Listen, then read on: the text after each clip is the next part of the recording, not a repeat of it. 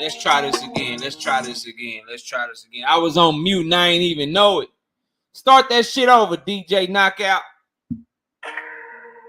Yo.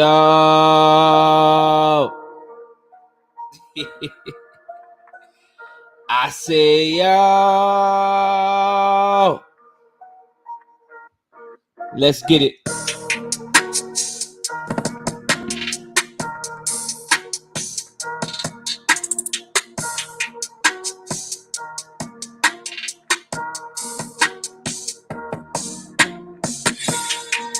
Smash the like button as you come in the building.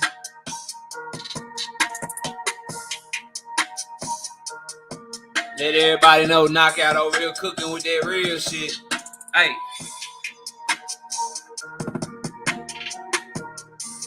Make sure you vote on the poll. We talked about the jab last week. Today we talking about Dawg and mental toughness. Not me. I'm not debating, but the panel be open for smoke. I was supposed to debate, but my opponent said he couldn't make it. He got some thing going on with work. We trying to set it up for next week. We'll see.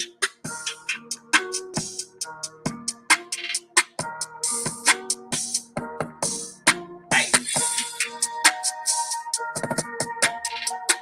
Kick the like button.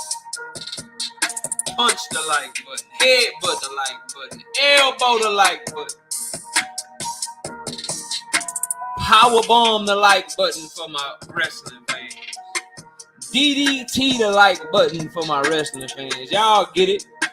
Run the likes up.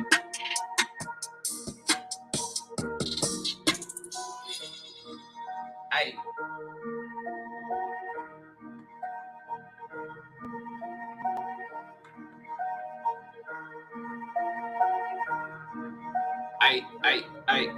Hey.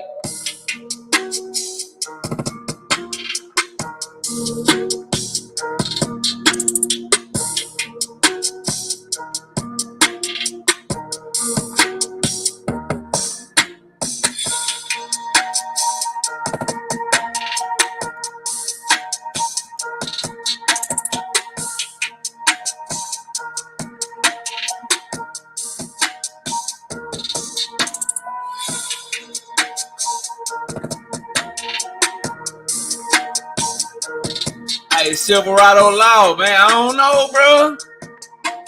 Hopefully I get some smoke tonight. You know what I mean? I'm always looking for it. Hey, DJ G5 gave the homie. Drop that beat on their head so we can get the show started, man. KO the base here. We lit tonight. Y'all come through, man. Y'all know how we gonna show up and show out. See y'all all in the building.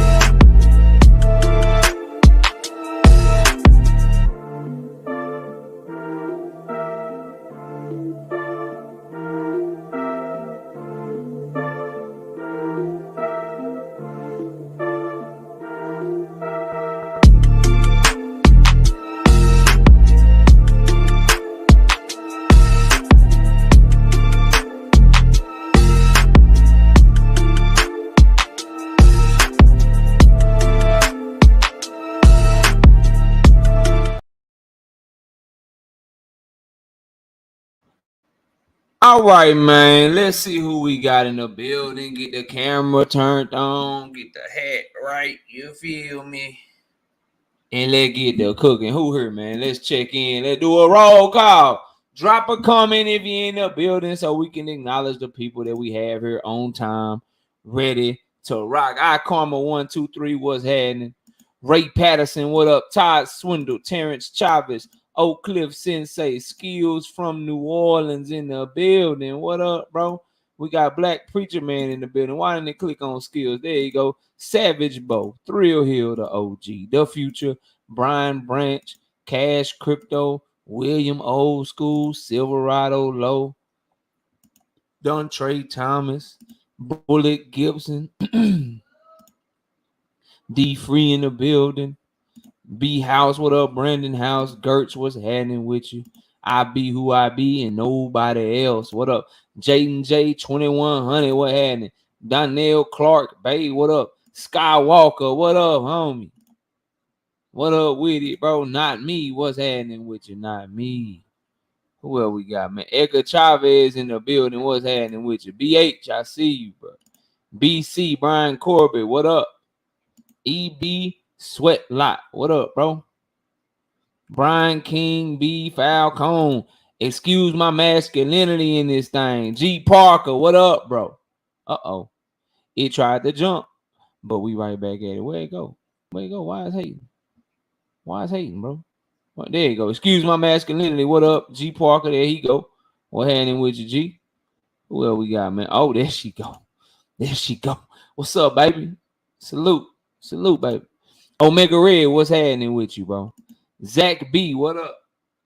What's going on with you? Who else we got, bro? Land at a 216. What's happening, bro? D-Man Jr. anything. What up, bro? What's good? What's good? Did I say what's up to my bro? I better have spoke to my light skin brother. Omega Red, what up? And I be forgetting, bro.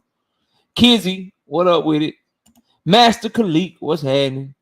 Who else we got? King Asia Mav, what up? Victor C in the building. Big Ray, XX, Quimo XX, what up? RR, Bobby D, Jesse Wyatt. Became a fan of the channel, bro. Appreciate you, man. Appreciate you. Dub right side, never on the right side. Driving chat, fam, much love. See y'all. All right, bro, baby. Smoking on. But in the middle of the summer. Smoking on. But in the middle of the summer. Every time I see you, bro, that's your song. Hey, that's your song, bro. To after we had after July 29th, man. What's up? Jay Simon, what up, Salute, man. Salute. What we got, bro? We got, oh shit, it jumped again. They filling in. It jumped again because they filling in. Who else, bro? Where'd it go? Where's it at, bro? I speak to all my people, man. I gotta acknowledge everybody. Castro, XTX solo champion in the building. Jean Pierre, are you French? Jean Pierre, are you French, bro? We got Judah. What up, bro? Grind hard. Sports Nation. What up, bro? What up? Grown man boxing. Not little boy boxing. Not no little boy boxing. It grown man boxing in it be. What up with it, bro? Salute to you, fam. Salute to you. No evidence. What's happening? Teach. I want to know why people are mad at Canelo. All of a sudden, he spun the block to give people what they want. Oh, I'll talk about it. I got you, T. Matter of fact, Teach, I'm going to start that comment just for you. We can talk about it, bro. Loyal to the game, boxing talk. My brother Kwame in the building. What up, bro? Smash the like button. Uh-oh, my dog done got in trouble if he in here. If you hear a little Terence Crawford barking, there you go. If you hear a little Terence Crawford barking, don't mind him. Hey, bud. Stop it.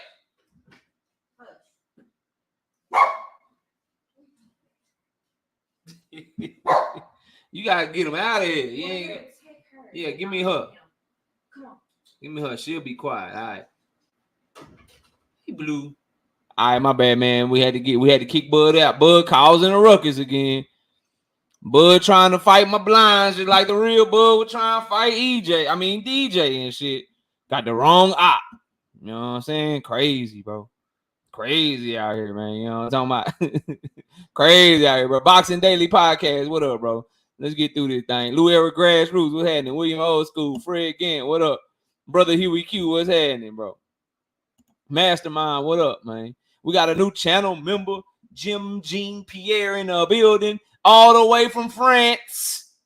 Joining the channel. I appreciate you, Jim Jean. Appreciate you, bro. Byron Bradley. And I don't know if he from France or not. That just sounds like a French name, so we gonna rock with it. We gonna rock with it. You feel me? Who else? Mark West, what's happening, bro? What's happening with you? Y'all laughing at me. I think I'm crazy and shit, man. I'm just having fun, bro. I'm just trying to, have fun. Kevin Appensets, what up? I think I spoke to King Asian Math, the OG, but I'll speak again. And then we got Zoomverse in the building. What up with it, Zoomverse? All right, bro, let's get to it. Smash the like button. 132. Hold up. I want to get to the cooking. I want to get to the good cooking. I want to drop the link. I want to talk some shit tonight. But I got 140 people in the building. I only got 85 likes. Can I get 15 more people to hit the like button so we can get the show started one time for the one time? I understand, bro. I would like for you to hit the Cash App to support the channel. I would love for you to hit the Super Chat to support the channel. You know what I mean? I understand that stuff costs money, though. But what don't cost no money, like I always tell y'all, is that damn like button. So please, at minimum, hit the like button. We in here. Oh, there we go. 105, my people. All right, so let's get it started all right before we get to the main topic. Teach, say, I want to know, KO, why is people mad at Canelo all of a sudden? He spun the block to give the people what they want. It's the same reason they mad at Tank Davis for the damn rehydration clause, Teach. The logic don't change, bro. I don't like it. First of all, let me say this shit. I said it in the video. I said it in the live yesterday, bro. It's Jamal Charlo fault. All right, bro. Like, your ass is running around this motherfucker, throwing your career away, being inactive, waiting on Canelo. You ain't fighting no tough competition. You've been out the ring 2 years. You look like shit against Montiel. You got personal problems and shit. Look, man, you get your ass whooped. You get your ass whooped. So that is on him. So I ain't nobody trying to take no credit from nobody. Those was facts. But what can't be denied, bro? What can't be denied, bro, is that Canelo is picking an inactive opponent. That's a fact. Canelo is pulling up a fighter that's never fought in a weight class. That's a fact. It ain't like he's short of mandatories, bro. He got people at 168 that's put in work at 168. He got people at 168 that's been there that want to fight him. But he's pulling up a 160-pounder that's never proven nothing at 168 pounds to fight him because he sees that he is inactive. He sees that he is probably not going to be the best version of himself. And as a result, he deserved criticism for that, bro. He deserved criticism for that. Like, you got to understand, bro, like it ain't everything just that in and of itself. It ain't like this is the only fight he can get. He had David Benavidez on the table, bro, for $45-50 million, bro. He done turned that fight down 2 times now. He had Dimitri Bivol on the table in a rematch to get his get back, to get his W, to get his win back, bro. But he negotiated his way out that fight on purpose, asking for the exact same deal that was in the first fight. He ain't want to give up shit to the motherfucker he lost to. Damn, you ain't want to give him no more money. You ain't want to give him no more money, bro. Really? That's what it is? Man, come on, dog. And then the Badu Jack shit.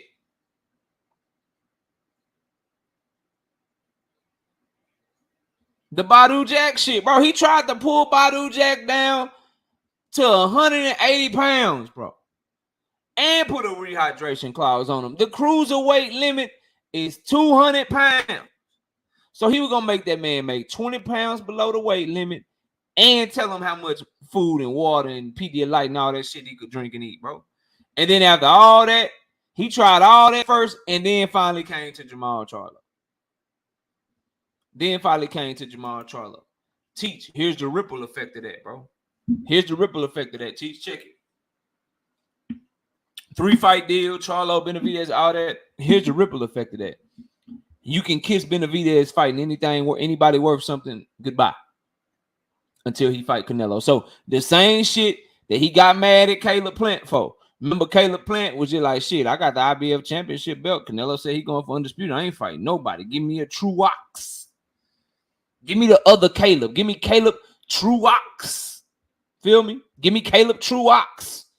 And motherfuckers was mad and like, damn, bro, you can't fight Benavidez while you waiting and shit. You can't do this. You can't do that. Well, guess what, bro?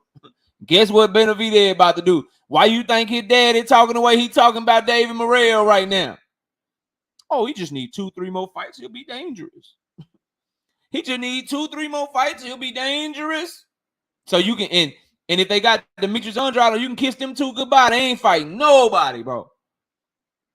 They ain't fighting nobody. If they fight anybody, bro, they gonna fight somebody that don't belong in the ring with them. So them hopes of David Morrell and David Benavidez, that's why his daddy talking like that. Right? They're like, oh shit, we might have hit the Canelo jackpot. Let's just chill. So the same shit they got mad at other people for, they about to do that shit too. Y'all watch.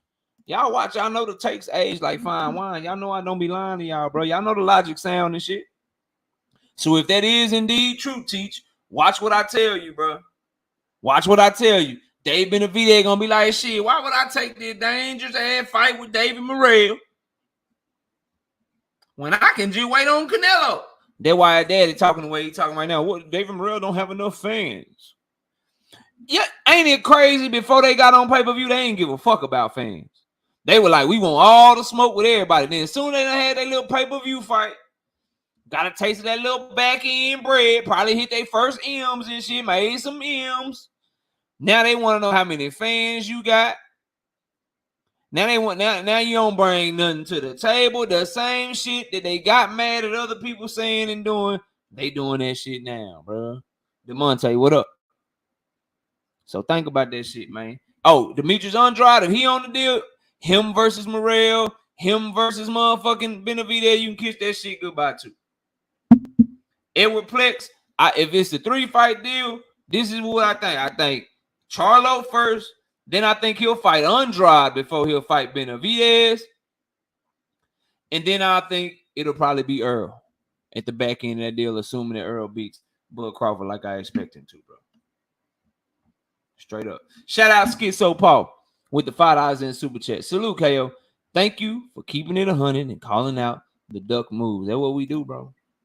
That's what we do. Everybody love it till we get to your favorite fighter. Then everybody logic go out the window. Speaking of which, DeMonte, I'm glad you're here. Dank Father, are you here today, sir? Anyone seen Jay Grant Jr. running around this motherfucker? Quick, what up? King Larry, what up? Shout out to Dontre Thomas with $2 in super chat.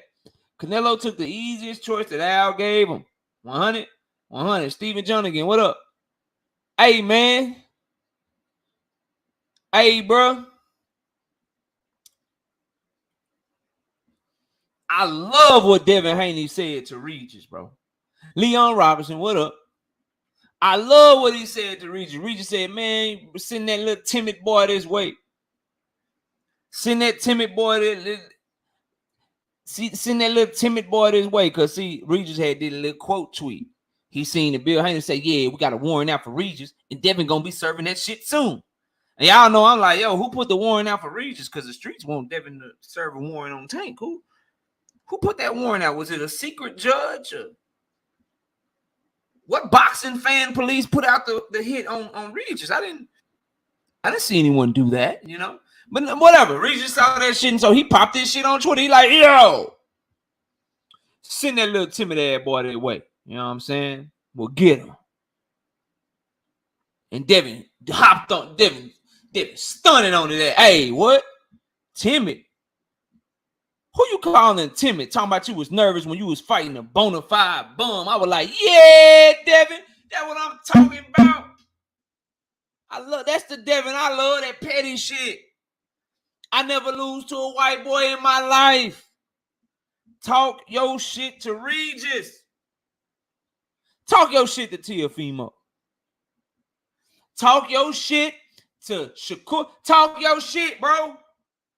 Talk your shit. I love that shit. That's the Devin I know. With a real Devin Haney, please stand up Round that motherfucker. 503 said he had something to do. I'm trying to set it up for next week, man. He hit me back after my short, said he had something to do, said he can't make the night, so we open panel, we just gonna cook. And I'm gonna try to set it up for next week, but I gotta have that work. Got to, bro. I gotta get that. Or I need him to just say he don't want it. But I gotta get that. I'm pressing on that, bro. I got to. But look though. So that's great. I love that shit. Y'all love that shit? Hey, if you love him talking this shit, if that excited you, then I'm right there with you. I'm 100% on board. 100% on board. But can we get him to say something about Tank though? Hey. Has Regis Progress sent Devin Haney a contract? Oh, the oven is turning up. Has Regis Progress? Because see, when I tell y'all I want to hear Devin talking shit to Tank, y'all tell me what Tank needs to send the contract. All right, cool. Has Regis Progress sent Devin Haney a contract?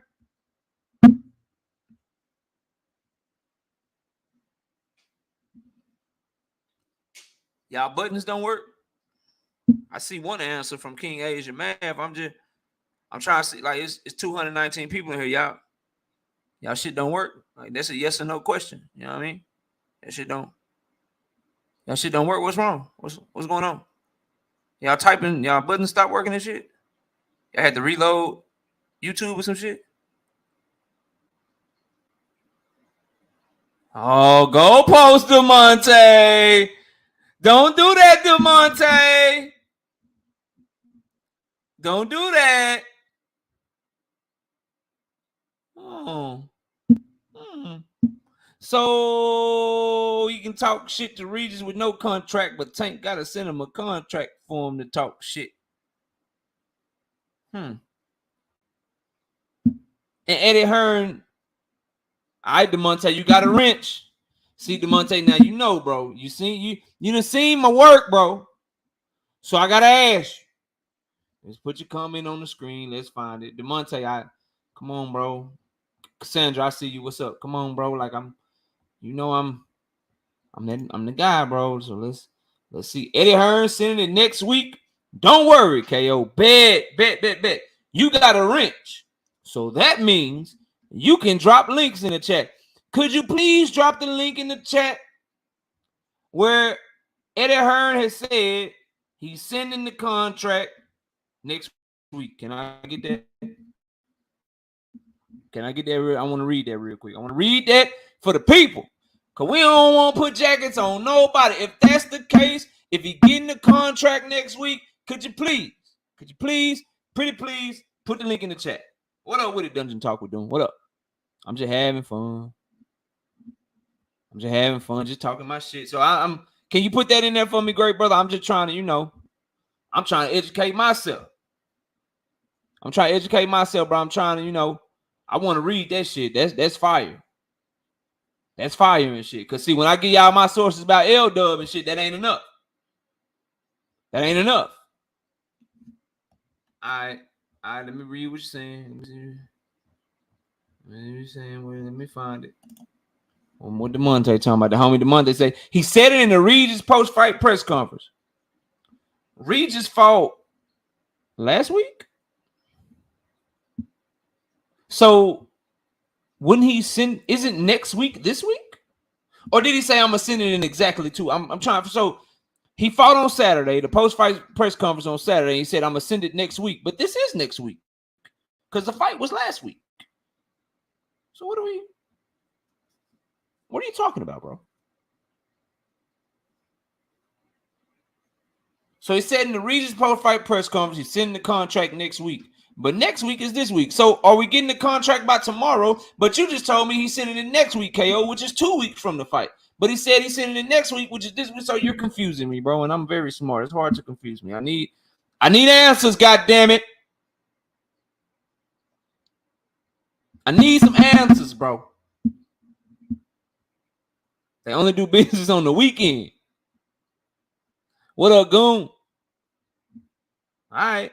Well, I guess you don't have any, bro. My point is this, man. You have to be consistent. What is being practiced right now? Keeping it 100 with y'all, bro. What's being practiced right now is selective smoke. Selective. I want him and I'll go at him, but I ain't going at him. I'm going at them and I'm not going at them. That's what that is, bro. There is no difference between Regis and Tank. There's no difference between them when it comes to Devin Haney's ability to talk his shit to them. But he's choosing to talk shit to one of them and ignoring the other one. Matter of fact, there is a distance. Devin wasn't clout chasing off of Regis's name for damn near 2 years. That's the difference. So he the one that get the attention right now. He the one that you're talking about right now. But all right. Okay. All right, bro. If y'all like, hey man, I love that he talk his shit to Regis. I just want him to talk his shit to everybody, bro. And then whoever make him the best offer, ain't no offer better than Tank Davis. That's the one he should take, bro. That's all I'm telling y'all. But let's move on, bro. We covered Canelo a little bit. We talked about Devin Haney putting Regis in his motherfucking place a little bit, like that. Bam, bam. Yeah. Jesse Bam Rodriguez, just real quick, taking on Sonny Edwards in a unification fight, putting his title on the line versus Sonny Edwards. That's gonna be a goodie. I know a lot of y'all don't watch the small fighters, but tune into that fight. They fighting at the end of the year. And Jesse Bam Rodriguez, bro, he a goddamn dog, bro. He just broke his jaw in the last fight when he won the title, and now he about to go fight motherfucking Sonny Edwards after already beating Rungvisai and already beating Carlos Quadras. Fire, bro. Fire, man. Shout out to motherfucking Jesse Bam Rodriguez. So in case y'all ain't know, Jesse Bam Rodriguez and motherfucking Sonny Edwards is a good fight. And you know what? If you're going to fight anybody coming off of a broken jaw, Sonny Edwards is a good one. Because that boy, I got some wipes right here that's for the screen and shit. If I take one of these hoes out and put it in front of Sonny Edwards, he can't punch through that motherfucker. So fighting him, coming off of a jaw injury, that's a good. And you get an extra belt, that's a good one right there. That's a good one right there. Shout out Herbert Johnson with the $5 in the super chat. He say, salute, good brother. Great show last night. 100 easy win. Steph.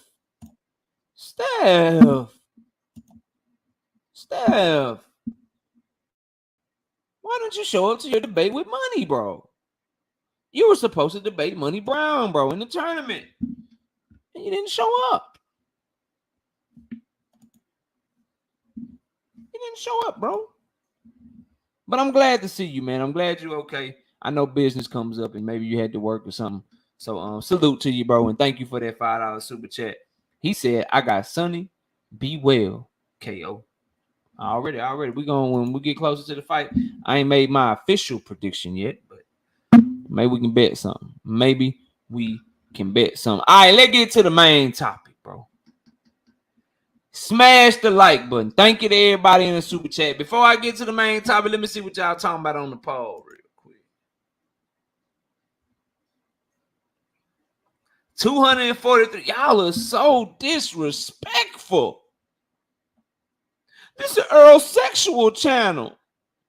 But I'll let you hit that link, though. Who has more dog? Terence Crawford or Errol Spence? 84% of y'all say Earl and 16% of y'all say Bud. Damn. No, block. No, DeMonte. No, we let him live. We let him live over here. We do this instead, bro. We let him live, DeMonte. DeMonte say, fuck that. I'm getting him out of here. I'm getting him out of here. We let him live over here, though. We do this. That's what we do.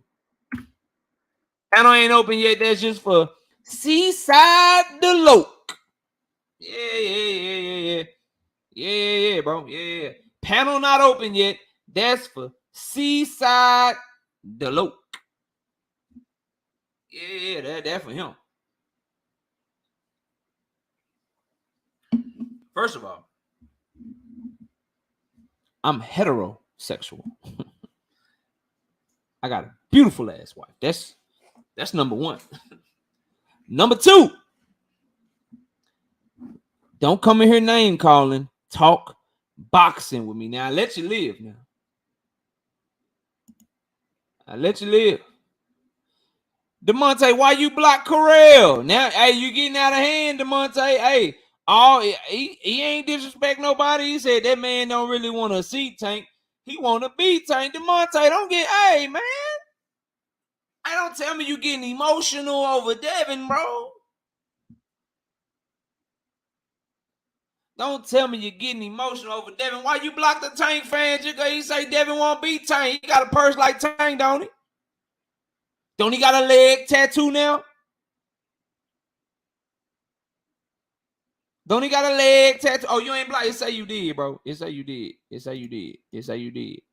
I'm gonna leave you alone, though. DeMonte come up here yelling and shit, be all mad. There go Joe Jackson. What up, homie? He say, my boy standing on business. Devin, yeah. Standing on business around this motherfucker. I hear you. Hey, why he talking shit to Regis, but he won't talk shit to Tank? Regis ain't seen no contract, Joe Jackson. DeMonte couldn't answer that, Joe. There she go. You see that Seaside Deloke? That me right there, dog.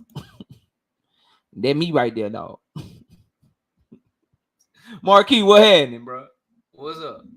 All right, man, look, bro. Seaside Deloke ain't gonna show up. We'll drop the link for open panel in a minute, bro. But let's get to it. So, Errol Spence and Terence Crawford, bro. Errol Spence and Terence Crawford.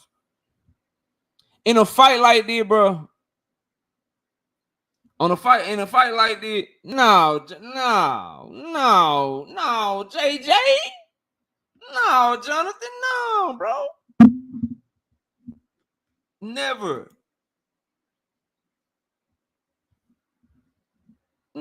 bro. Never.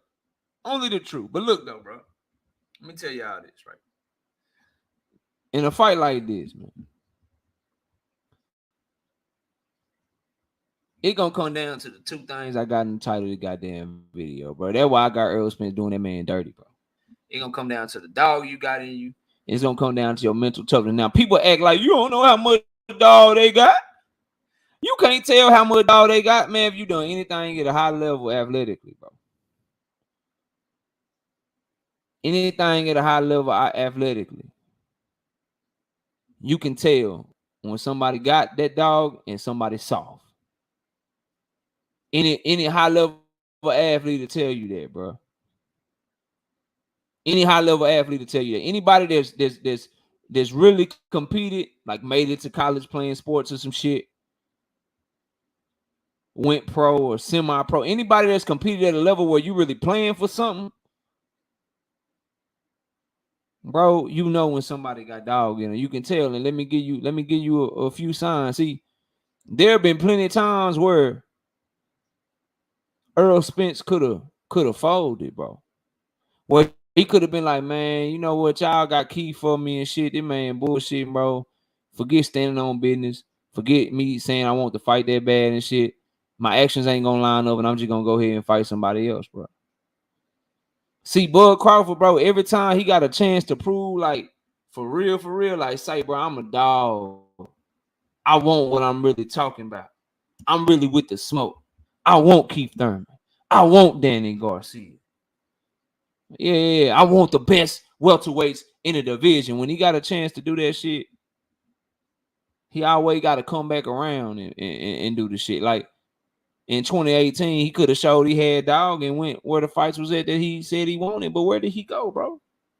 Where did he go? Where did he go? He went back to Top Rank, where the fights he claimed he wanted, they weren't there, bro. When you got Dawg in you, bro, and you really want something, like, you don't let nothing keep you from getting it, bro. If you really believe the shit that you put out and the message that you put out of, I believe in myself, I know I'm gonna win, so I take this, I take that. When you get yourself in a position to do that shit, bro, you really do it. You really do it. Straight up. He don't do that shit. Instead, he always looking for an advantage. Instead, he always looking to make sure he got the upper hand, bro. Some people would call that smart, but I would call that a little tad bit insecure, bro. A little tad bit. Nah, that ain't solid. Because if you gotta always have the advantage, then let me know that you uncomfortable when shit even. If you always gotta have the advantage, then let me know you uncomfortable when you don't have the advantage. And in a fight like this, bro, it's gonna come moments in this fight where they both had their moments, where they both doing their thing. And who gonna turn up? Who gonna match that energy? Who gonna show that dog? Who gonna show that bite down, bro? And I'm sorry, bro. I know Earl got it. He done proved it. But everything he done did been fed to him. 135. Ricky Burns and them fed to him. 140. Julius and Dungo fed to him. 147. Jeff Horn fed to him. Amir Khan, after he got knocked out multiple times, fed to him. Jose Benavidez, gunshot wound to the leg, fed to him. Mean Machine, coming off a draw with Ray Robinson, fed to him. Sean Porter, semi-retired after a tough-ass fight with Errol Spence, looking like shit against Sebastian Formella, fed to him. Kell Brook, 2.5 years removed from the weight class. 2 eye surgeries later. Trainer didn't want to train him. 4-5 weeks to prepare for the fight. Trainer wouldn't even come to America. He said, you going to get your ass whooped. Fed to him, bro. You don't want to step in the ring having everything been fed to you. You ain't faced no adversity professionally, bro. Errol Spence, go to Sheffield, England. Take Kell Brook belt from him in Sheffield, England. Kell Brook was raised in Sheffield, England, bro. That's some adversity you got to go through. Car accident, near fatal. Could have took his life. Easy route, get a physical therapist, get a professional, take the fucking elevator, perhaps, like a normal person, like Bud would do, like he did his whole career. He took the elevator, Earl done took the motherfucking stairs, bro. I'm going to get this belt from Jeff Horn. I'm just going to fight these other dudes. You go do all the work, Earl. The fuck y'all think heavy lifting mean, dog? What do y'all think that shit mean, man? People don't just say that shit. That shit come from what they actually did, bro. But nah, what Earl do, bro? Coming off of the car accident that showed that dog, that showed that tenacity, bro, that I know he did, that he has showed us he got in him, bro. First of all, he ain't get no physical therapist, bro. He just nursed himself back to health. This motherfucker acting like his life a movie and shit. You know, y'all remember Creed? Got beat up by Drago's son and shit. He started walking his daughter and shit, going to the gym, can't barely walk, hitting the bag and shit, and making it like that what Earl did for real. It's like he watched Creed and then said, I'm gonna do that shit. And just did it on his own, bro. Dog. Not the smartest thing to do. Not the probably wasn't the best thing to do, but it put a mental resolve inside of him, a mental toughness inside of him to where there is no question. Even the staunchest of Terence Crawford supporters would have to tell you that ain't no quitting Earl, bro. Hey, he done been through shit. You heard him, he gonna fight harder and shit. He coming. Straight up. We don't know that shit about Bud. Who done put him in that position? What he done had to overcome professionally, bro. Errol Spence got that dog in him, bro. He got that dog in him that I don't think is there for Bud. Because if it was there for him, bro, like at the very least, dog, you'd have took the fight like you said you would, and we probably be on fight number 2 by now. But anyway, bro, Earl came back from that car accident, bro. They could have gave him anybody he wanted. He say, nah, since I signed to fight Danny before the car accident, go ahead and get it cracking. A 2-division champion. 2-division champion, bro. Former unified. Dangerous counterpuncher. And he went in there and made that boy look trash. Danny Garcia fought Errol Spence and had to take damn near 2 years out the ring, bro. Didn't he just fight for the first time last year, bro? He fought Earl in December of 2020, and he didn't fight again until the summer of 2022. What are y'all talking about, bro? I ain't even looking at the comments, but when I say what are y'all talking, I'm talking about all these people that act like the dog shit, the mental toughness shit, even close. Name one mentally tough thing that Bud Crawford has had to overcome in his career. Then Errol Spence, bro, signs to fight Manny Pacquiao. Biggest cash fight of his career at that time, bro. Get a thumb in the iron sparring, fuck his retina up. What did he tell y'all, bro? It's okay, I'll be back. I got the winner. I'm coming back to get the winner. Had his eye surgery, went in the camp, bro, and then put on probably the best performance that he done had against Yordenis Ugas, coming off of his best performance that he done never had, bro. And we acting like the dog shit close. The mental toughness close. When Bud ain't been through no shit like that, bro. So let me ask y'all something. Here's the thing, right? You hear a lot of people say 50-50 fight. I don't think that. If it's a 50-50 fight, supposedly, then wouldn't you have to edge the person that's already showed you that they got that dog in them? And the other one, you might think he got dog, but he ain't really been in there with a bigger dog or shit. That's why I say Errol Spence a fucking Pitbull. Bud a Chihuahua out this bitch, bro. That bark, you know what I'm saying? He bite, he'll nip at your heels and shit, bro. But man, he ain't got the dog Earl got in him, bro. Shout out Steph with the $5 in the super chat. Says, thanks, brother, man. I'm sorry. I asked for forgiveness. That final was some fire. BS face along with yours was priceless. Relit the content. Yeah, man. Appreciate you, bro. Let me catch up on these comments real quick, bro.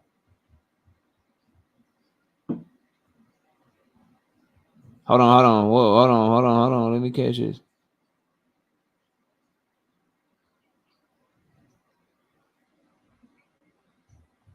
Okay, y'all can hit this link. Look, bro, it's like this, man. When given the opportunity to make stuff easy for himself or make stuff hard for himself, Earl has always made stuff harder. He's always said, yeah, let me try to go for undisputed. Yeah, I'm going to stay at the weight class. Yeah, I'm going to sit out and risk being inactive to fight Bud Crawford. Yeah, I'm going to take on a tough opponent when I get back from this injury. Yeah, I'm going to take a tough opponent when I get back from that injury. When given the opportunity to do something hard or do something easy, Bud Crawford has always chosen to do this shit the easy way. Straight up. He always chose, let me make sure that I make this shit as favorable to me as possible. Let me ask you something, John. Let me ask you something. I see you in the comment. Let me ask you something. Let me ask y'all something. Then I'm going to, you know what I'm saying? I'm going to drop the link for anybody that want to get up here, bro, so we can cook on this shit, right? D-Ray, what up? Let me ask y'all something, bro. This some real shit. Maybe D-Ray John, maybe one of y'all can answer this shit, bro. I really want to know, right?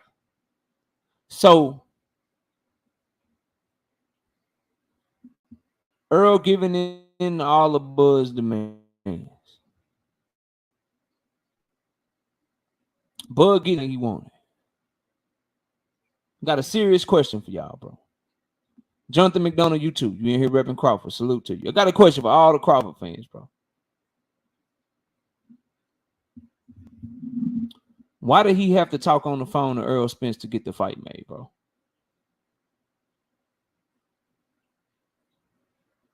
Real shit. If he agreed to everything and then they renegotiated, they gave him everything that he was asking for, why did he have to talk to Earl first before getting the fight made, bro?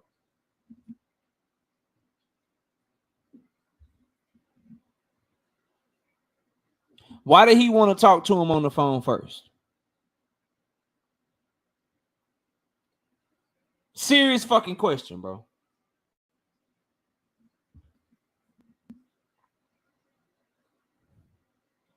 Serious question. Think about it. I'm about to fight you. We about to put our life on the line. I want to beat your ass. Why the fuck I need to talk on the phone with you before we fight? Why is that the final straw to making the fight happen? Can y'all answer that question? Don't get quiet on me now, bro. Don't get quiet now, bro. Talk to me. Talk to me. Talk to me. Joe Jackson on or something real recognize real, except for when it come to Devin, Joe. But we'll talk about that later. That's not answering my question, Dundada. Why did he have to talk to him on the phone, bro? And I love this one here. I love this one here. Bro, you done came to the wrong spot. I'm gonna give you everything that you're not looking for. You done came to the wrong spot. I'm gonna give you everything you're not looking for. Bud his own boss, EJ is not. Y'all sit on that question because y'all ain't got no answer for that one. You ain't got no answer for this one either. I'm at y'all, bro. Y'all can't fuck with me, and you know it. And you know it. But anyway, bro, so that first question, why did Bud have to talk to Earl on the phone just to make the fight? Right? And then my response to you is, Bud is his own boss, EJ is not. So why didn't Earl just fight Keith Thurman like they wanted him to do? That's just for you. That's just a question for you. If Earl is not his boss, if he's not his own boss, why didn't he just fight Keith Thurman like PBC was trying to get him to do? That question's for you.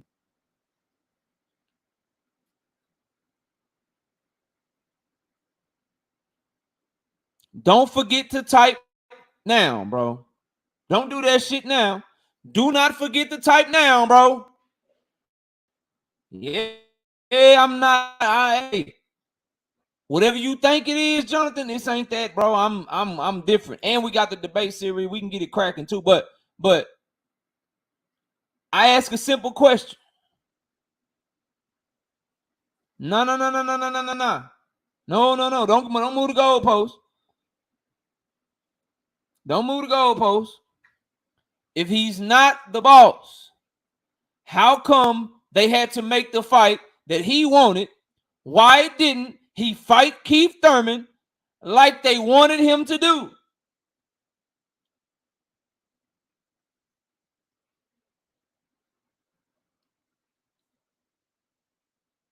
Because he's not his own boss. If you're not your own boss, you do what the company tells you to do. The company was saying, we got Keith Thurman for you at 154. So you don't have to make 147. Then we'll try to make the Bud fight after. He said, nope. He said, nope, I only want Bud. If he's not the boss and he's an employee, if he's not the boss and he just do what Al Heyman tell him to do, then why didn't he fight Keith Thurman like PBC supposedly wanted him to do? Yeah, I know Bama Jeff, but I'm just going where they take me. I know Al wanted to fight. I know that, bro.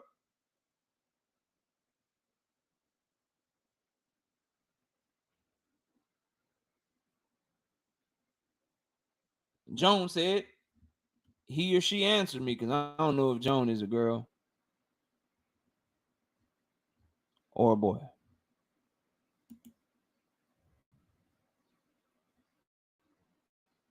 Oh, so you just gonna lie? That's why y'all like Bud, because he a lying ass dude too. So you just gonna lie? You want to argue with me so bad, you just gonna lie? Earl said his team was against his decision. He never said his team was against him fighting Bud Crawford, John. Why are you lying? Why do you feel the need to lie? Am I that good at what I do that you just gotta lie?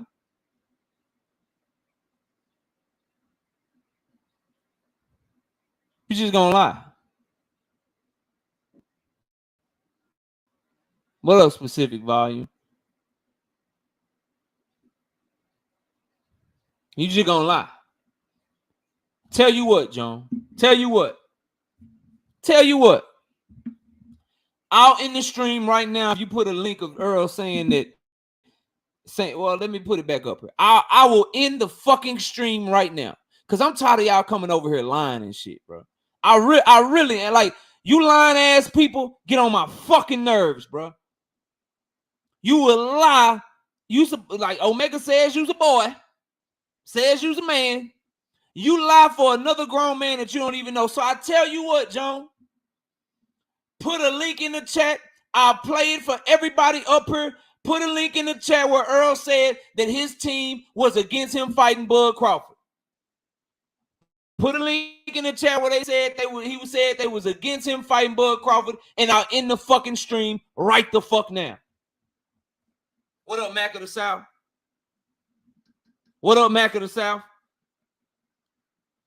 Where's y'all's fucking integrity?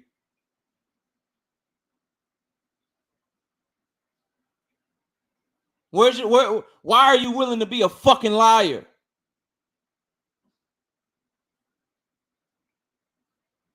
That's why I be on y'all helmet, bro. That's why I cook y'all.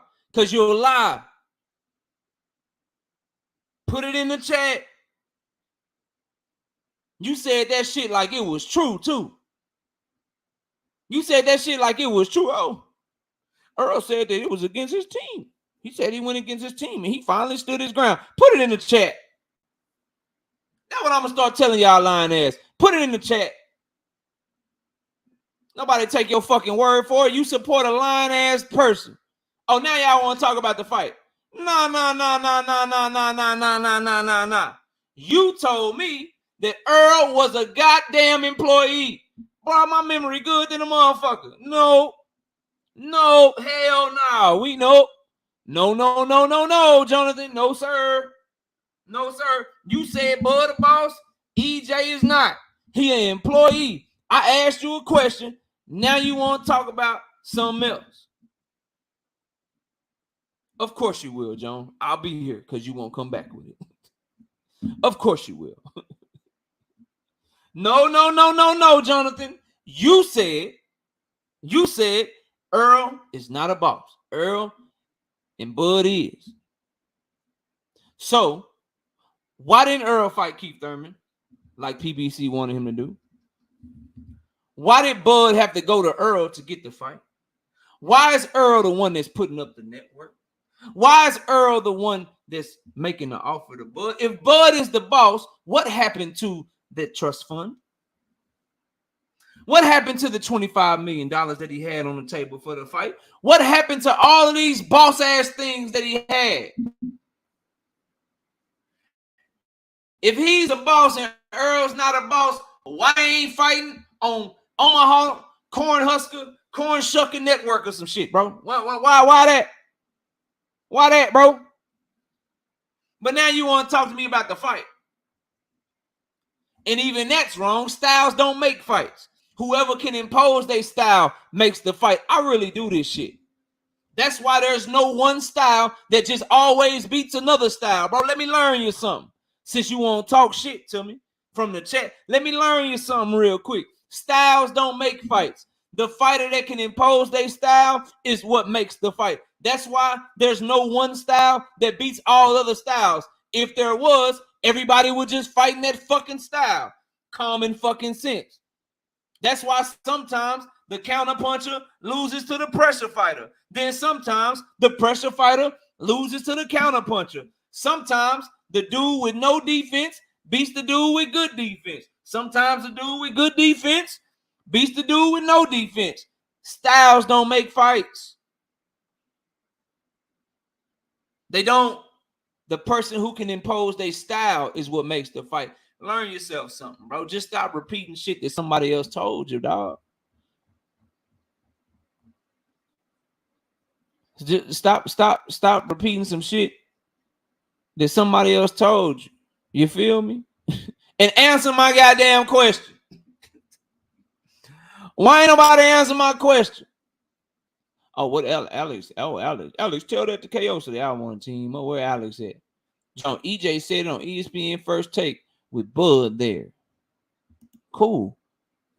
He said it on ESPN First Take with cool. Then guess what? It should be easy Because that's gonna be the most viewed when that's on ESPN. I watched the whole interview multiple times, so y'all lying. Just no integrity having ass people right now. But go ahead. It should be extremely easy to find, right? So go to ESPN First Take interview with Earl and Bud and find me where Earl said my team didn't want this. And I finally stood my ground. Go find me that quote of him saying that his team didn't want to fight. Go do that. And I will end the fucking stream. Like I told you, I'm a man of my word, bro.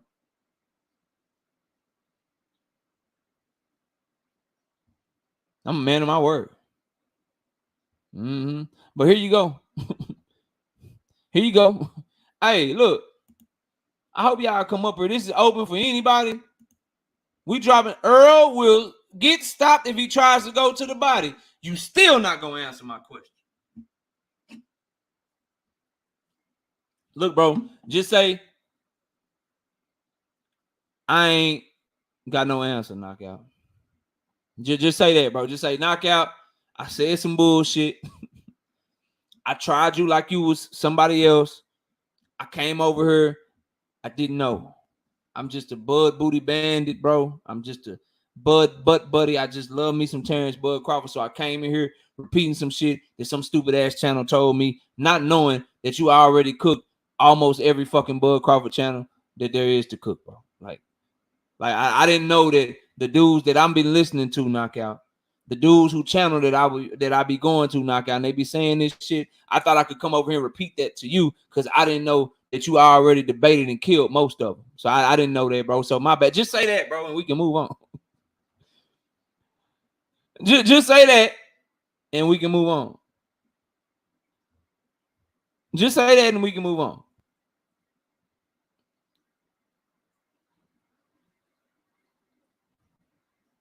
Just do that, and we can move on. But here go the link, bro. Here go the link. For anybody that want to come up here and talk boxing with your boy, man. Who got more dog? I got Errol Spence all day as the mentally tougher fighter. And I'll debate that with anybody. We can have fun up here. Let's talk some boxing. Yeah, I should say everybody, but not me. Because not me be like, man, hey, not me. Not me. I ain't answering your question. You keep talking. Go put that link in my chat. You keep talking. Put the link in my chat, bro. Let me do this. Let me pin that joint. Let me get that off of there. What's up, KO? Hey, what's happening? What happening? Give me a second, bro. I'm trying to get this shit together. All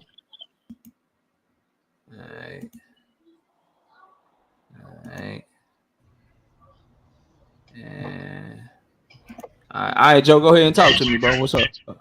All right, I just wanted to say, like, for all you niggas that's scared to hop on the chat and not stand on y'all word, like, I didn't disagree with KO before, and like, y'all niggas acting scared. Y'all just talking in the chat. Hop on that motherfucker and stop being scared. That's all I had to say. Facts. Already, bro. Yeah, appreciate you, man. Appreciate you. D Free, what up, man? Talk to me. Man, I mean, we already. I mean, they say Bud got a bigger dog, but how can you have a bigger dog when you was fighting guys that were smaller than you? You was fighting guys that was already been knocked out before multiple times. Hold on. Alex says, Joan, I dropped the link. He's scared. Okay, you can't drop a link because you great. I'm gonna make you a moderator just so you can drop the link. There you go. You got a wrench just to drop the link. Drop the link right now. You got a wrench right now, Alex. Drop the motherfucking link. If you don't drop the link, I'm gonna take your shit. Don't type at me. Don't talk to me. Drop the link. Okay, there we go. All right, go ahead, D Free. I'm finna look at this shit. Yeah, I mean, we seen Bud said his out of his own mouth. The most adversity he ever faced was against Gamboa. That was his hardest fight. So Gamboa is what brought the dog out of you. That's when we saw a dog because that's what he said was his hardest fight. So how can you tell me that he has a bigger dog than Errol Spence? We seen Errol Spence go to war with Sean Porter. We seen Errol Spence. Hold on, D Free. Beat him. Not to cut you off again. Bro, you see, okay, you say 212. Okay, go ahead. I mean, Nah, we you good. seen You good. You go ahead. I'm finna play this shit. we seen Earl Spence go to war with these guys. I can't see how they say Bud Crawford got the biggest dog out of, and he admitted out of his own mouth that Gamboa was his toughest fight. So I mean, if that's your toughest fight, then I guess the dog that you got is a Chihuahua or a Yorkie. It ain't no King Corso or no Pitbull or nothing like that.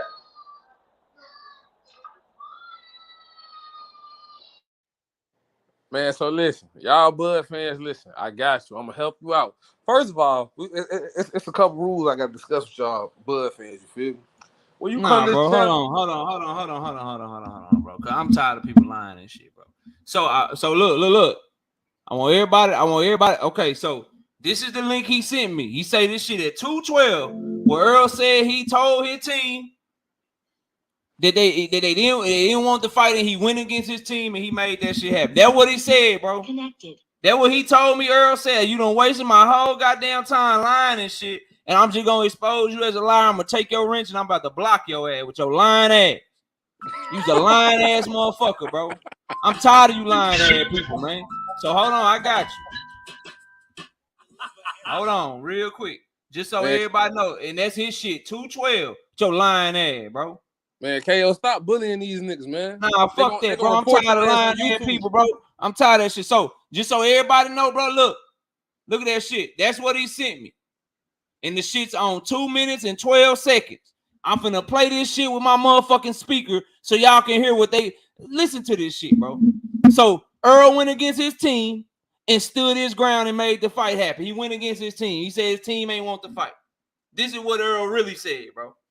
My word, like I said, people thought I was gonna move up, but just like I told him when we encountered each other in Oklahoma, I said I'm gonna get these belts on my side and I'm gonna come take yours, and this is where we at now, and I stood on that.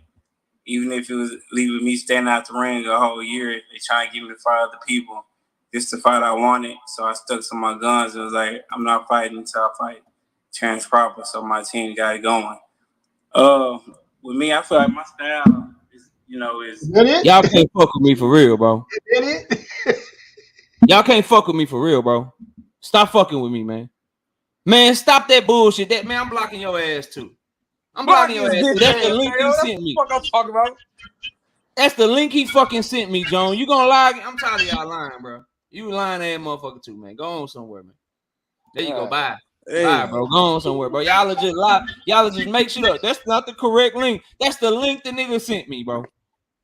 Did anybody hear anything that he said, or am I tripping?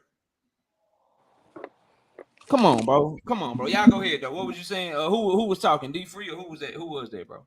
It was me. I was trying to explain the rules to these. Yeah, I was trying to explain the rules to these Bud fans. So listen, when you come to this channel, you really fucking like a little mini boxing almanac. You feel me? So when you come over here and if you lie, don't let KO try to walk you in this shit and say, bro, just say you lied and it's gonna be okay. No, the fuck it's not.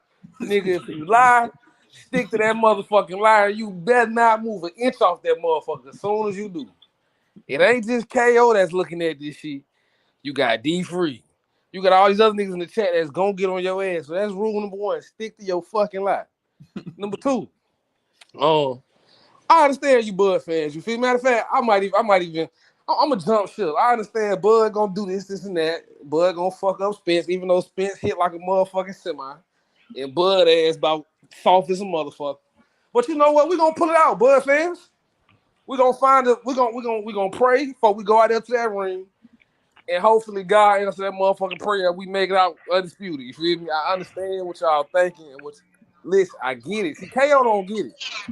I get it. You feel me? Even though Errol be punching through bricks and shit, and even though that nigga from Texas where shit a little different, and Bud from Omaha where ain't nothing but a whole bunch of snow bunnies and shit, I understand that Bud gonna beat Spence. You feel me? I get it. Oh shit, man. That's crazy. That's crazy. Hey, shout out to homie Joe Jackson with the $5 in the cash. Hey yo, you know my boy Dev want all the smoke. Yeah, with Regis. Don't make me change. Don't make me do that, Joe. Come on, bro. KO, listen. When it comes to Dev, I'm like Bill Haney, you feel me? All you gotta do is say his name 3 times, we're popping up. You feel me? We let shit. I already shout out Paul Carey with the $5 in the super chat. Says Bud is manufactured. Damn. Then OG Mr. Monk, what's up? Talk to me, man. What's good? What's good, gentlemen? Chilling, chilling. Who got the most dogs? I'm getting some feedback somewhere. Yeah, I'm about to. I think that's film study. I muted you, film study, because that was from you. Go ahead, OG. Okay, yeah. I mean, that's just who Earl is. I mean, it's plain and simple. He come in the ring dogging it out from round one. Basically have to step on Bud's tail to get him to bark. Only fight I really seen Bud even attempt to dog it out was against Sean Porter, and when Sean Porter got too rough on him in the beginning of the fight, he started clinching. He's not gonna be able to clinch Errol Spence. He don't accept clinches. It's plain and simple. I mean, that shouldn't even be a question on whether who had the most dog. And people are just, I mean, you got all these videos out here. People warning early, you better watch out for this, you better watch out for that, but ain't nobody warning Bud about shit. Like he ain't got nothing to worry about. That's confusing to me. Every time somebody do an interview, they talk about Bud Crawford just special, but they can't tell you what's special about him. They can tell you, they can keep saying he's special. He got that it factor. But yeah, he's the most instinctual fighter I've ever seen. Right. And I heard Teddy Atlas said that he was the best switch hitter he ever seen in his life. And you got motherfuckers like Marvin Hagler. and Teddy Atlas been around for I don't know how long. Hey, How you listen. gonna say some shit like that, man? Yeah, that's just disrespectful right there, bro. It's ridiculous, man, for some of the stuff that they say. And the thing about it is, Bud don't switch back and forth. He switches one time. I have yet to find one fight where Bud switched back and forth. Maybe it's out there, but I have not seen the fight where Bud switched back and forth. Pay attention for this switch ass whooping on July 29th. Hey, what up? Who next? What up, Kwame? What's good with you, Knockout? Salute to the chat and the panel. How y'all doing? Salute. Talk to me, man. Man, you already know where I'm at. Standing 10 toes down. I mean, it's simple, man. You know, if we being honest, Bud took a tune-up. That lets you know he don't have more dog than Errol Spence. I mean, just in a last. I mean, think about it. People don't really think about what they actually did. They was in negotiations with Errol Spence for a fight. They paid step aside money to a guy that Bud said he was leaving Top Rank because Bob Arum couldn't get him the big fights. Come to find out, this was Avocado was an opponent that Bob Arum was trying to get Bud Crawford to fight. So he went back and paid the same guy that he left Bob Arum for step aside money because he was a poor man's Errol Spence. High guard, try to come in with a jab, you know, and try to fight inside. They took a tune up. There's no way, and I said this, when he took that tune up, he lost the fight. Mentally. You don't see Errol Spence looking for a tune up. He could afford Keith Thurman. He could afford Keith Thurman for to get the ring rust off.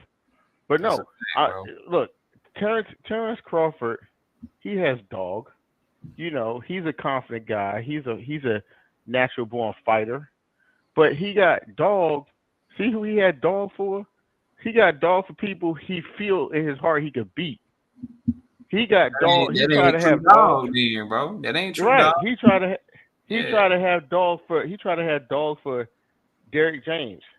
But he was all that stuff he was talking for the last 5 years, the disrespect, the drunk, all this stuff.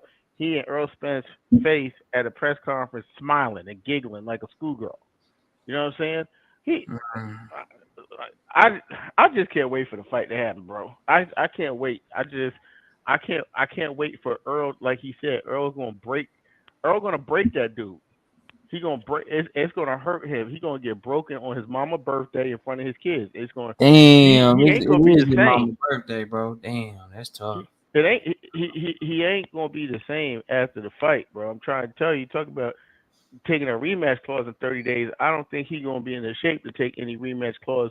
Hey, he said You he know. don't want the rematch. I got a video on it. He said I don't want the rematch. Yeah, and then also, just to prove my point, how he does that he got Dawg for people he think he could beat. When Jerome Booth Ennis said that he would take the $1 million that Sean Porter said was an insult, we didn't hear nothing from him.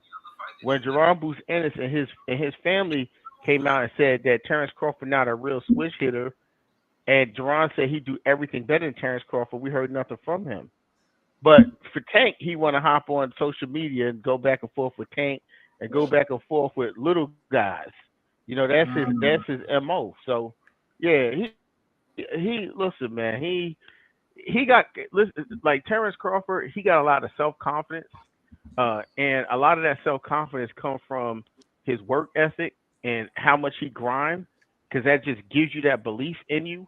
But when he gets in the ring with someone that, which he's about to do, and we see his demeanor is very different with someone he ain't sure.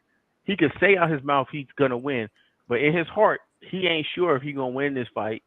And we see that so-called dog that he have is just a little Chihuahua barking behind the fence. Damn, let me go to film study. Talk to me, bro. And let's I want to get it around the panel. Then we'll open up the smoke for everybody. Go ahead, film study. What up? Hey, what's up, y'all? The question was who has more dog between Bud and Spence, right? Yeah. Man, it's Spence, bro. This dude came back from a car crash. The nigga didn't take no physical therapy. He was talking about how he wanted Bud, telling Al Haney he wanted Bud in a hospital bed. Man, yeah, it's obvious. It's Spence, bro. And I'm hearing that he had to pay Bud an extra $1 million for him to get in the ring. He said more than that. He said it way more than that bet. This man, damn, that hospital bill must be hefty. It's gonna be big than the motherfucker. That hospital bill is gonna be some, man. It's gonna be a pretty penny. But yeah, I'm gonna go with Spence on that. Who got more dog? Already, Joe. What up, man? Talk to me. Who got more dog? I got Spence, because I'm gonna just say this. I'm gonna just say this.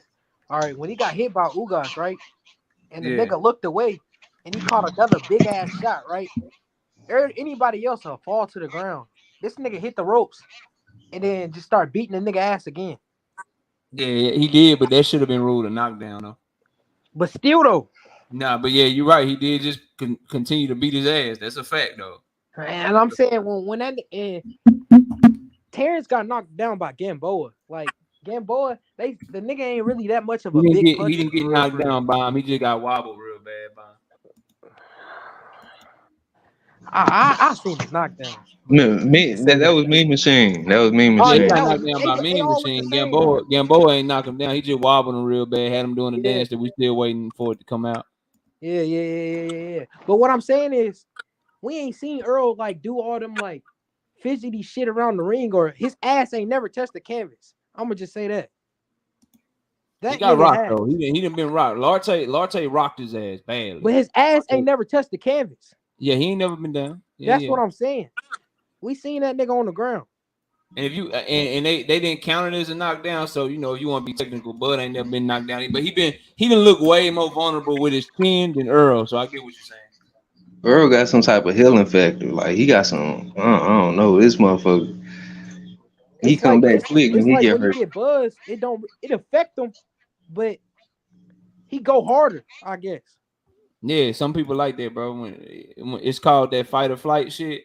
And some people, when that adrenaline hit them, they just run.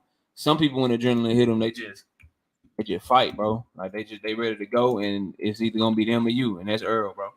And I feel like Bud, he be waiting for somebody to hit some crazy shit on him. Earl, he just be like, if it happened, it happened. Bud be wanting that shit so he can turn up. But that shit is weird to me, though. It's like he be begging for it. The way Yeah. he be fighting. I don't think he be begging for it, bro. He just got a leaky ass defense. His defense is leaky. He relied on his athleticism and his distance control for his defense his whole career. And your athleticism leaves you as you get older. He's 35 now, so the way he used to be able to use his legs to get out of the way of shit, he can't really do that no more. So he's misjudging distance a little bit more now since he's got older and his legs aren't what he used to be. So he's much more in range than he used to be. And the guys at 147 would be considered top fighters at 140. So the guys at 147 Yeah. are much better. So he's just getting caught more, bro. He's just getting caught more now. That's all. But you got anything else, bro? I'm gonna pass it around Bullet Now and you can pass. all right, and then we'll open up the panel. Bullet, what's up? What's good with you, man? I want to say this. I've been doing some research, and I come to the light. I come to the light. In 2008, Bud was shot in the head. He got rocked by Gamboa, came back with his ass in the same round. He was getting outboxed by Kell Brook. He got pressured by Jeff Horn and beat the shit out of him.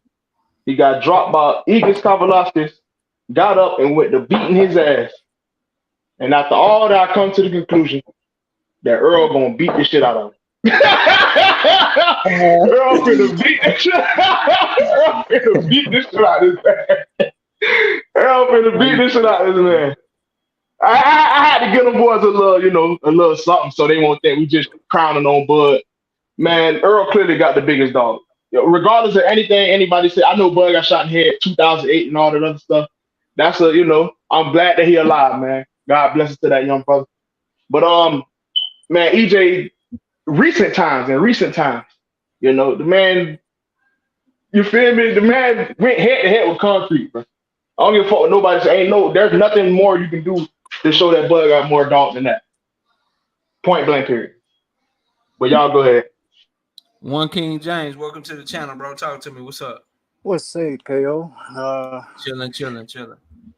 Yeah, I'm going along with everything everybody else say. I was going. I always been a Spence fan. I'm not gonna lie, and I knew before when he was just coming up, but Spence got some real what you call true dog in him. That's that true dog with no curve. That he game. So, but you get Crawford go at his trainer, but when Spence was pressuring Crawford partner, he didn't show none of that in front of him. Right in his face, and then but tell your nigga to be quiet. What he talking from the side for? Tell your nigga to be quiet. You talking to me though? Tell your nigga to be quiet then. He was pressuring him. And he gonna start all that playing again. Okay, you talking to me? All that giggling stuff. That's how you check somebody. If Bud trying to check somebody, that's how you check someone. Yeah, but you gonna go after his trainer. I don't know if that was a press thing to make the fight move. I don't understand that, but he do that in almost every other fight. But he started, like I said, once he got to 147, he started showing some bad signs. And I know a lot of gonna hate me for that. I need to start showing. I'm gonna change that. That brother started showing me some Kerr signs. I'm not saying he a Kerr. He started showing some Kerr signs, bad signs. All these stuff he talking about money. When he's talking about money wasn't the problem at first, he started talking about he wouldn't fight the people in front of him. He started making excuses, telling them they outbidding except the same old story we all talking about. That's Kerr signs. If that was Jeff Horn or Spence said, you think he would have been doing all this stuff? Nah. He'd have ran right into Jeff Horn. He'd be a lot more meaner for sure.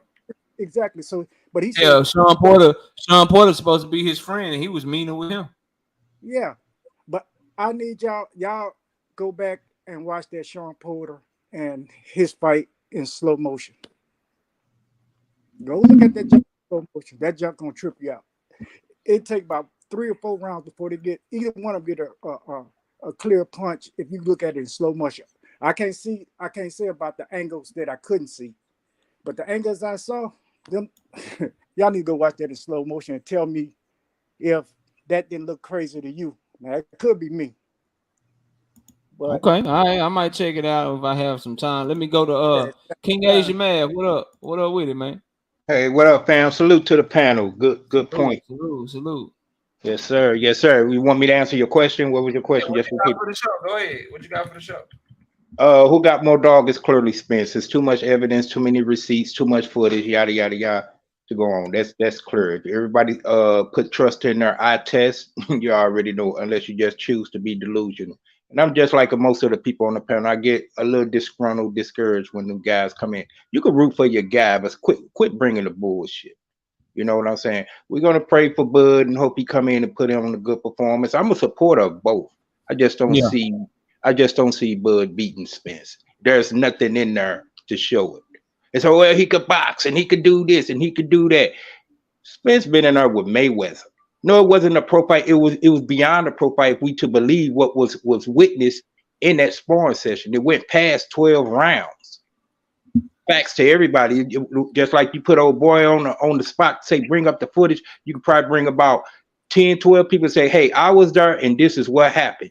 And this is against Mayweather. So I asked this question, it's not a trick question. What skills do Bud possess that's better than Mayweather? That's first. We already know there's really nothing.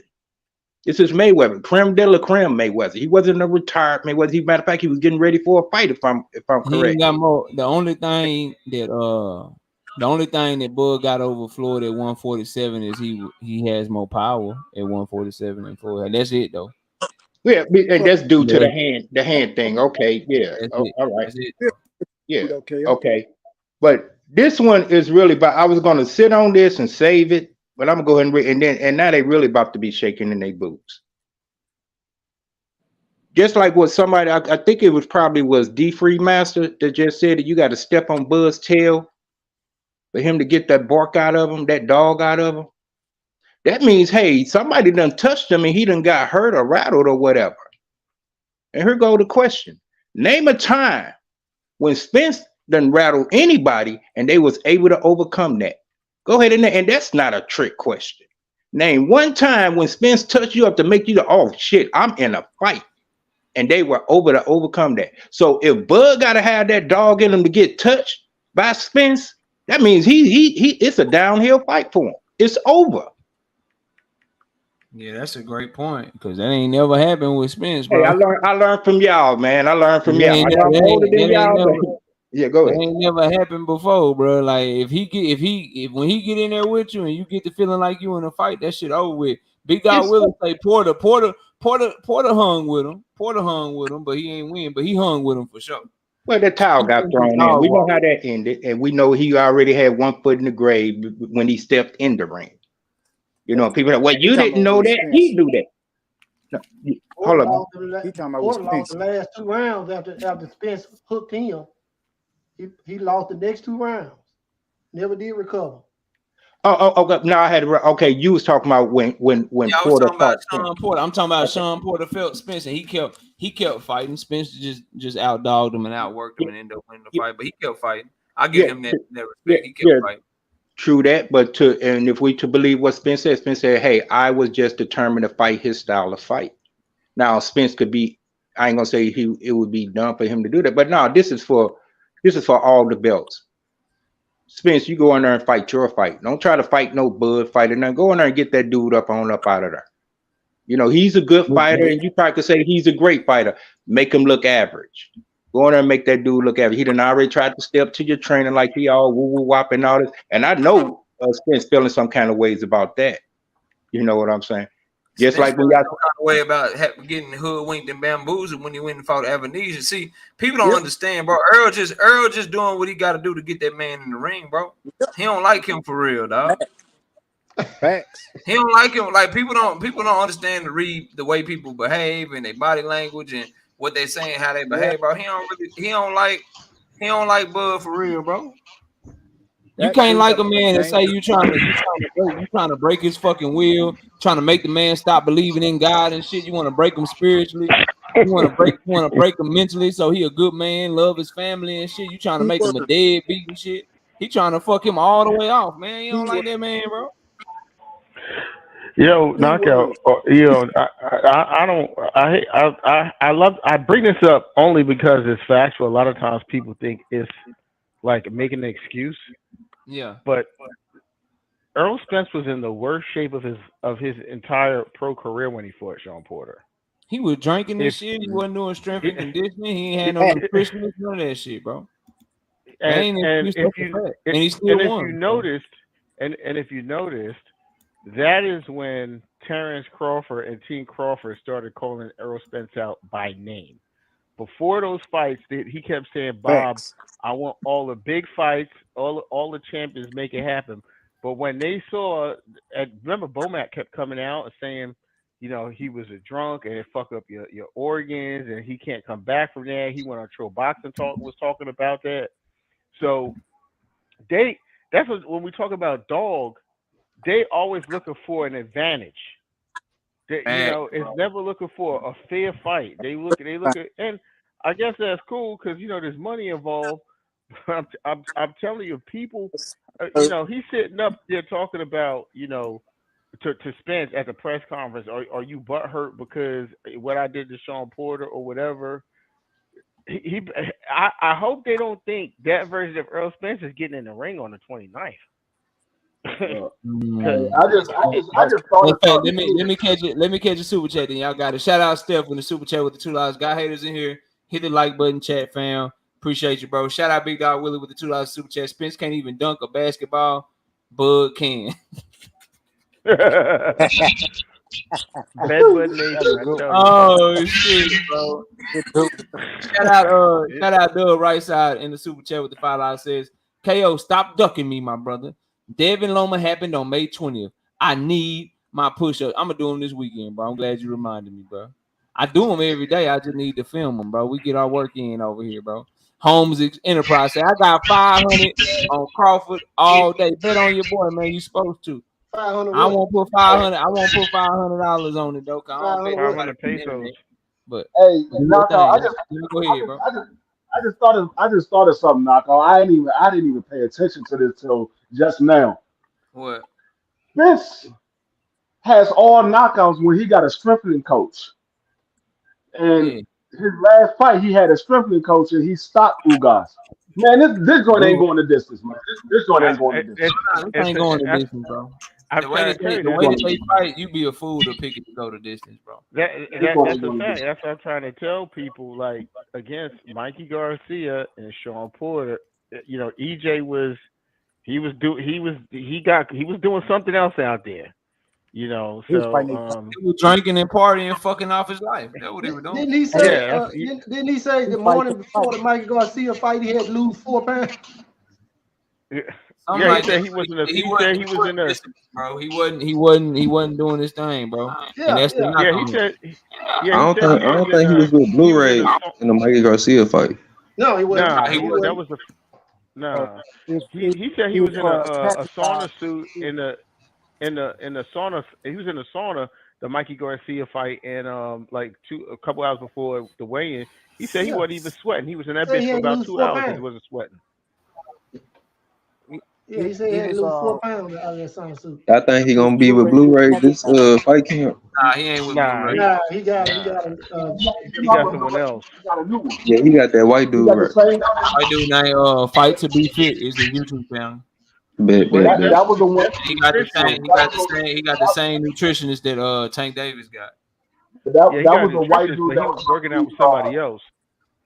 That was the white dude that was about to be accessory to murder because he had got him for the Manny Pacquiao fight.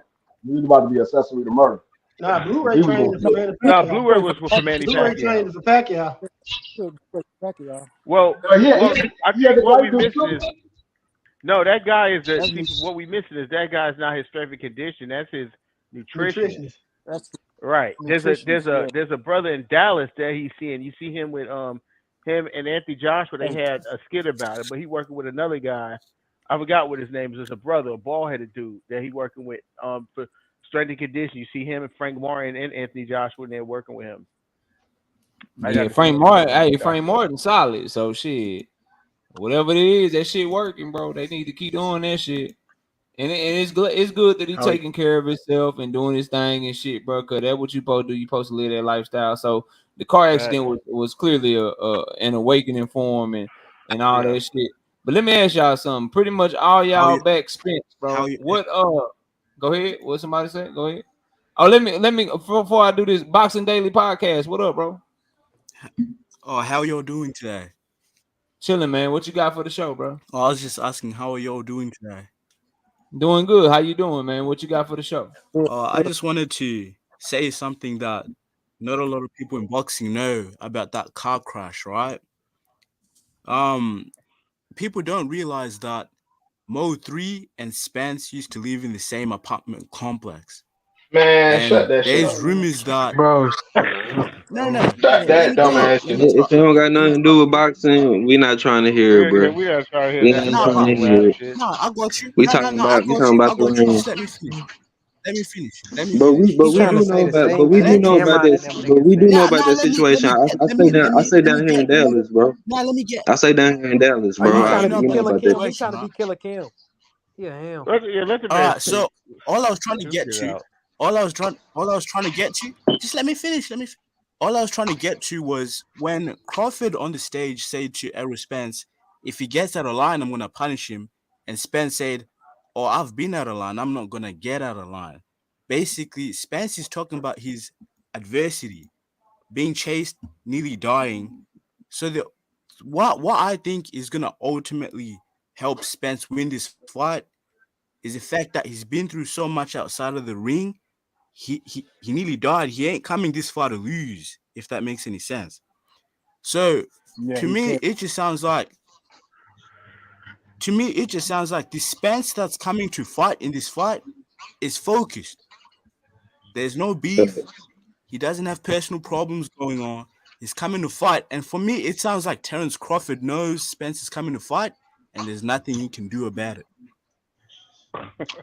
Facts. Look, You Barney, started out. Barney You got out started there. He off left. You started off left, and Yeah. you came back But you right. turn right. Yeah, I'm No, no, sorry no, about no, I'm sorry about no, that, no. fam. I'm sorry about that.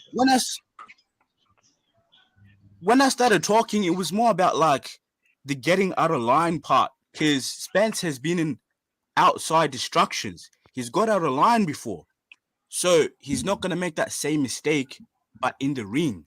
So what that Now I lets me feel what you're know saying. I is that think he would. I think he he's was speaking to like, hey, I'm shit. What you mean if I get out of line, bro? I'm coming. I don't think it had nothing to do with the car accident, bro. No, But I feel so maybe the overall point of your message, I right. understand. But now, cause see, if you put it in context, right? The reporter asked Terence Crawford, "Hey, you gonna get a stoppage in this fight? You going for the knockout?" Buzz said, "He Mhm. get out of line, I'm gonna stop him." And Spence like, "Well, man, I'm always getting out of line. Hey, you talking about? Like, I'm coming, bro. Like, what you mean if I get out of line? Well, Right. shit, I'm getting out of line. Nigga, fuck you talking about? So Yeah, that's how I so I took was it, Right. bro.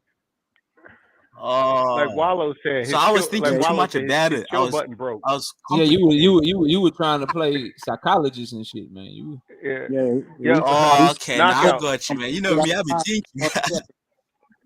what's up? Knockout. Like Wallow said, Spence his chill button broke. He said his chill Yeah, button it's was yeah, chill broke. button, bro. Yeah. yeah. Hey, he be like, I'm coming. Hey, I'm coming to fill you out. Motherfucker throw 30 jabs in the first round.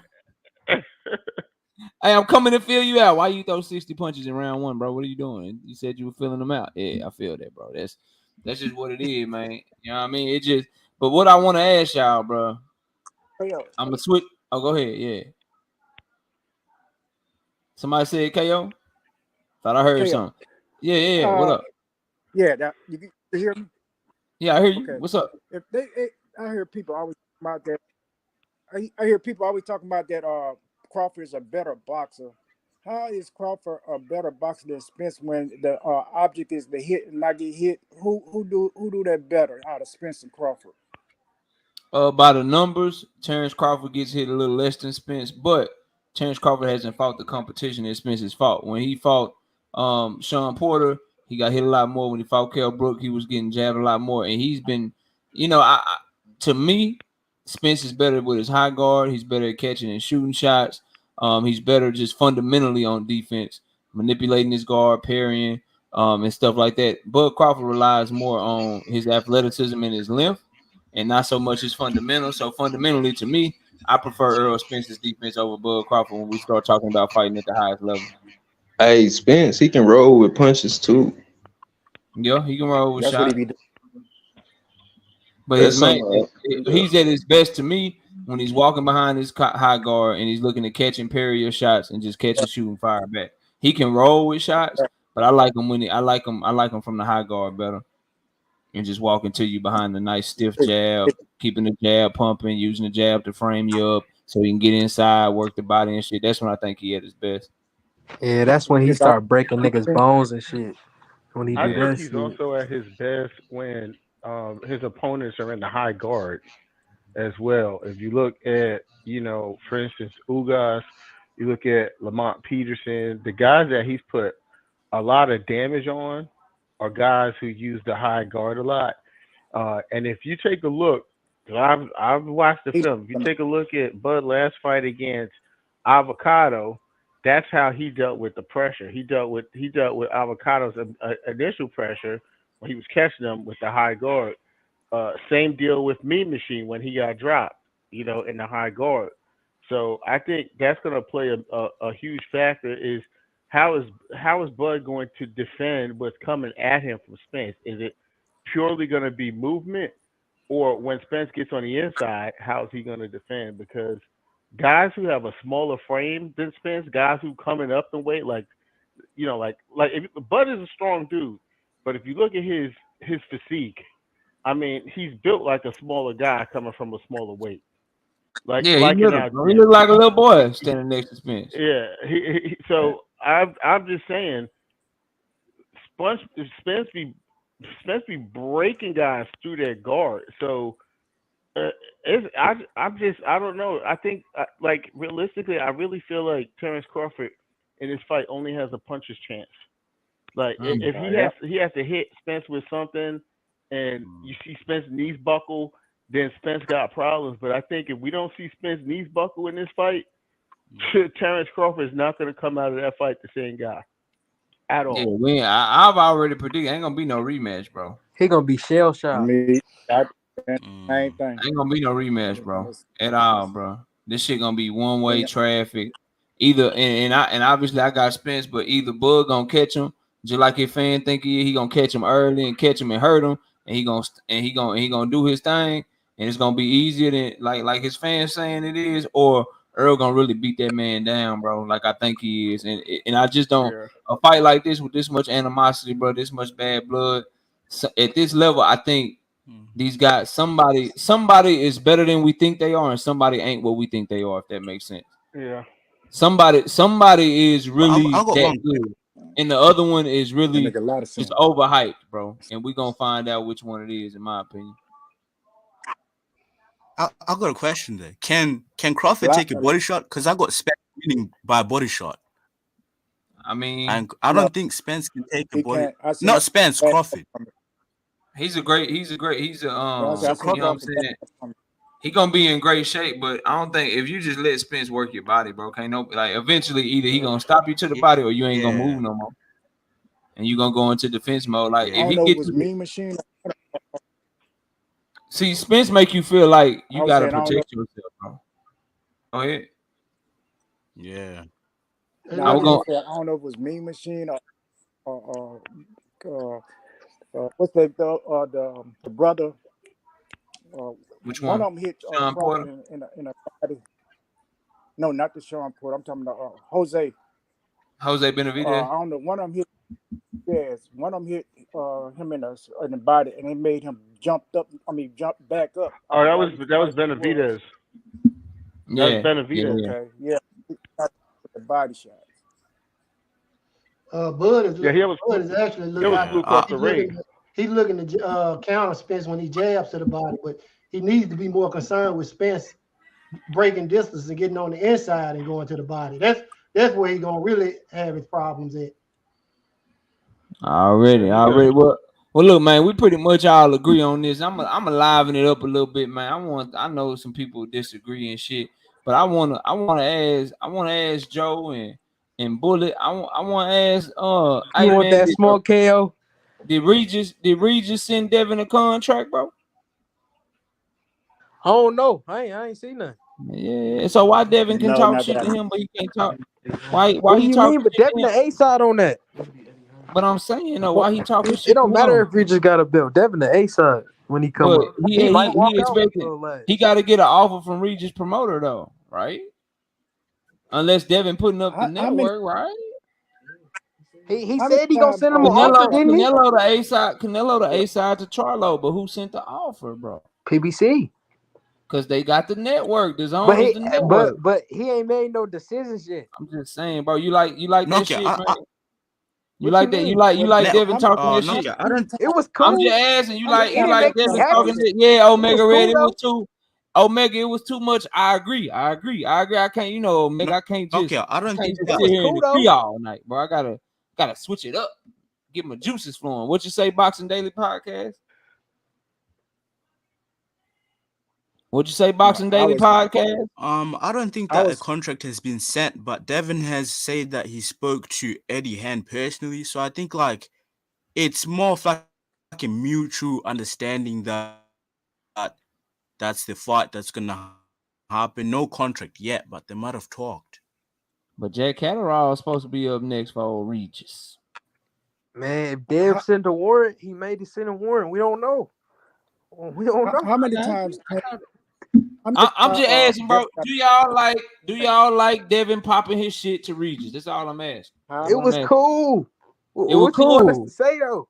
I'm just asking, did you like it, bro? Did you like was that all right. shit? It was all right? Yeah. All right, bro.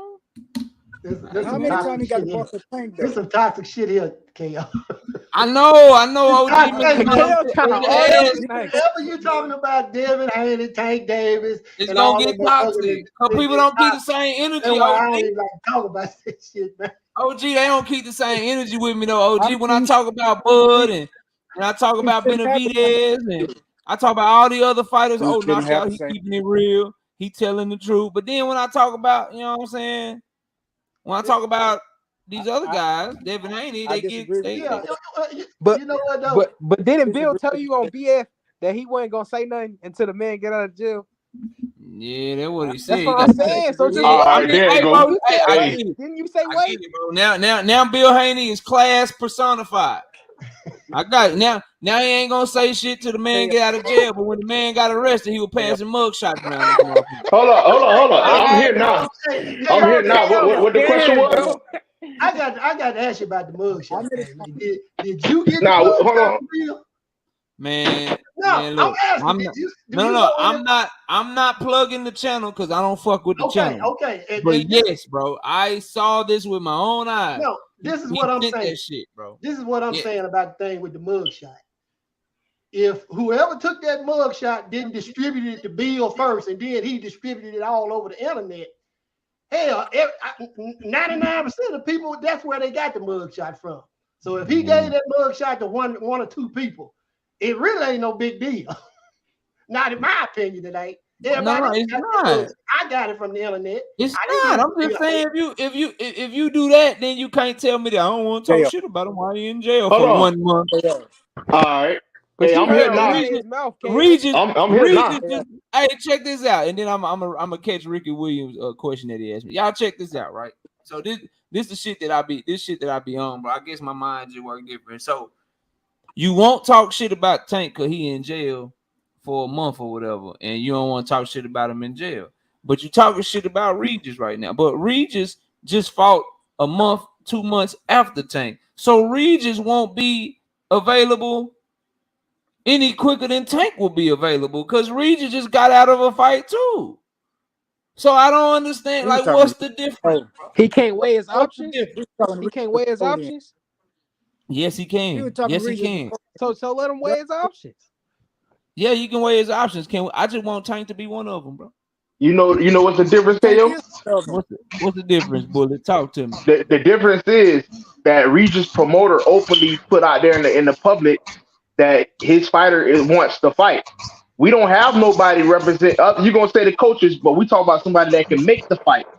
Leonard Ellaby, where's Leonard Ellaby with the tweet? We need Leonard Ellaby to say something. Promoters anymore, bro. You know. No, he's not. No. I'm not talking about the Mayweather because Leonard Ellaby still work with GTD. We know this because Leonard was the one that even clarified that Javante is no longer under Mayweather. He clarified that for everybody. They worked with him for that one fight because they had already was negotiating before he left, bro. He ain't with them. So where's Steven Espinosa at then with the the PBC, like I see the videos where Steven Espinosa with the noise saying that Javante Davis wants to fight, because anytime it was something happened with Earl and Bud, Steven Espinosa got on that shit to let people know, Earl coming. When has Steven Espinosa ever said Tank Davis want to fight unless it was already being negotiated, bro? Exactly. That's the whole point. He only speaks on shit that's being negotiated, bro. There's no contract being sent. That's what I'm trying. That's the whole point I'm trying to put out there. And when PBC is working on something, did anybody from PBC, did Al Heyman, who also manages Tank Davis, did he say anything about Earl and Bud, or did he just make the fight? Nah, he didn't say nothing, but Steven Espinosa was out there saying something. Because even Steven Espinosa, he said, hey, they're still ongoing. They never really stopped. We still looking. But we don't hear Steven saying nothing about everybody that. Knew they were in negotiations, but when it comes to like calling fighters out or saying that you want fights, you don't never hear them do that shit. The only thing you'll get Espinosa to speak on is motherfucking if they in negotiations already. We know that Tank and Devin ain't in negotiations. That they ain't sent nothing because they earlier say it. They are good with that. I mean, Regis ain't sent nothing. Nah, but his promoters openly saying that they ready for the fight. Doing what you like. Eddie Hearn openly say everything though. I know Eddie be capping. But I'm just saying though, he put the energy out there though. He put the energy out there. Yeah, he put that capping ass shit out there. But KO, you gotta stand on it. You say you like him talking, right? No, I like Devin talking. Nah, he set you up for a try. That's why I was in the room with my wife. I like Devin talking, bro. I love Devin talking. I just want him to talk about everybody, bro. Tank in jail. You heard what his pop said. You heard what his pop said. The reason why Devin's not talking about Tank. So let me get this straight. And I gotta get to the OG. I gotta get to the OG homie. I gotta get to the OG homie Rick and let Rick speak. But I just want to make sure that I understand what y'all, you know what I'm saying, what y'all own and what y'all consider reasonable and unreasonable. So I'm just making sure I'm clear. So what's reasonable to you is that Tank Davis should negotiate and send the contract from jail. But what's unreasonable to you is that Devin Haney should just talk shit about Tank Davis while he's in jail. So sending the contract and negotiating, you can do that from jail, but Devin shouldn't talk shit about Tank because he's in jail, and we cool with that. That's how we rocking out. That what y'all tell me. And I'm gonna explain why. Hold on. Let me explain. This nigga doing a month, by the way. He'll be out in a month. Go ahead. If Devin say something while Tank is in jail, not you, because you only looking from your standpoint, and I understand. But the general public, the people that just learned about Tank, the fans with Tank just fought Ryan and they just realized who Tank was and all this stuff, they're gonna say, "Oh, he's only saying this because Tank is in jail. He wasn't saying this when Tank was. He was only saying this because Tank is in jail. He wouldn't do this when Tank was out of jail, not knowing that Devin been calling this man not for 5 years. That's the reality of the situation. So they like, why have people backlash? We already got backlash with the Loma situation. Why have even more backlash turmoil come over us when we could just wait, or we can see what's going on we can see what's going on with the playing field. Now they wait and see what's going on. So again, they'll call his name and say all this shit when they tied up with 3 fights and he tied up with 2 fights. But now he's doing a month in jail with no fight lined up, and now they waiting and they pay. All right, bro. All right, hey, man. Cool. Rick, Tank what's up, Rick? Too. Tank waiting. Why can't they wait? He actually being made to wait. No, I'm saying he was waiting before that though. He didn't say nothing. Loma, he already had beat Loma and everything, and he didn't say nothing. Bro. He was waiting. He barely beat Loma. So they been waiting. He barely beat Loma. He don't have no knockout. Now they got class. Now they don't call out. Now they don't call out fighters. Now they don't call out unavailable fighters. Yeah. Now they just they switching. They're unavailable too, right? Did you say that? You rushing for Haney to get knocked the fuck out. That's who you rushing for. By Tank. Nah. You know by who? Because you know Devin ain't out nobody. Nah, my brother Joe Devin gonna beat this shit out of Tank. Yeah, by They who? pushing that He gonna Devin. They beat this pushing shit that out of Devin. him. They pushing that That's Devin your Regis opinion. fight. And watch what happened. He signed to fight fucking Regis Tank before finna, Tank you have a already know chance who to Tank gonna negotiate. fight. Look, You look, already look, Hold look. on, you saying that like Regis not a dangerous fight though? That's Let what me I'm tell y'all saying. what's gonna happen, and then y'all all gonna come back here and y'all gonna cap for it. I've been right this whole time, bro, on this whole situation. I'm gonna tell y'all what's gonna happen. If he don't fight Tank and he signed to fight Regis, leading up to the Regis fight, he gonna start calling Tank name again. He gonna start acting like he won't fight Tank.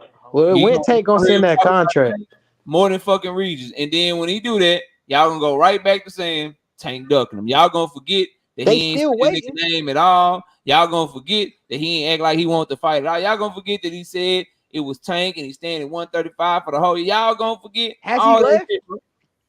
KO. Hold on. What up, KO? KO, What up, man? these the same dudes that probably was saying that Ryan Garcia was gonna knock out. Hell no. Cap, No. You Cap, just chatting, bro. Cap. You They ain't just do Well, how y'all you going you that. coming at They ain't us do that. for our chain of cause thought, you don't, and then just cause I'm you throw going out at your it, opinion don't like mean it's I'm fact. retarded. Yeah, I'm Cut it throwing out out. my They opinion the ain't same do way that. you They want ain't do your that. opinion. Exactly. I ain't gonna put that on the homies. I ain't gonna put that on Bullet and Joe. They ain't do that. Now No, this dude just said I said Devin to beat the shit out of Tank. He said I that's your said who? opinion. I yeah, said No, who? not you, Joseph. I'm talking about the other guy. Then he went to saying Tank gonna knock Devin out. That's your opinion. But I'm When? not coming at you for that. I'm cool with you having that opinion. I just want to see the fight. okay. Yeah. That's all I'm saying. I'm just saying, You damn, sound nervous. He sound nervous. I'm just saying everybody that Tank got into the ring with, he knocked out. Has been nobody. Not Isaac nowhere Cruz. nowhere in the top 10 on pound for pound. Oh, Nobody. that's your opinion. And you know that. That's a fact. On everybody pound for pound. On yours too. Which one of them two ever knocked somebody out on a pound for pound list? I'm saying he beat somebody though.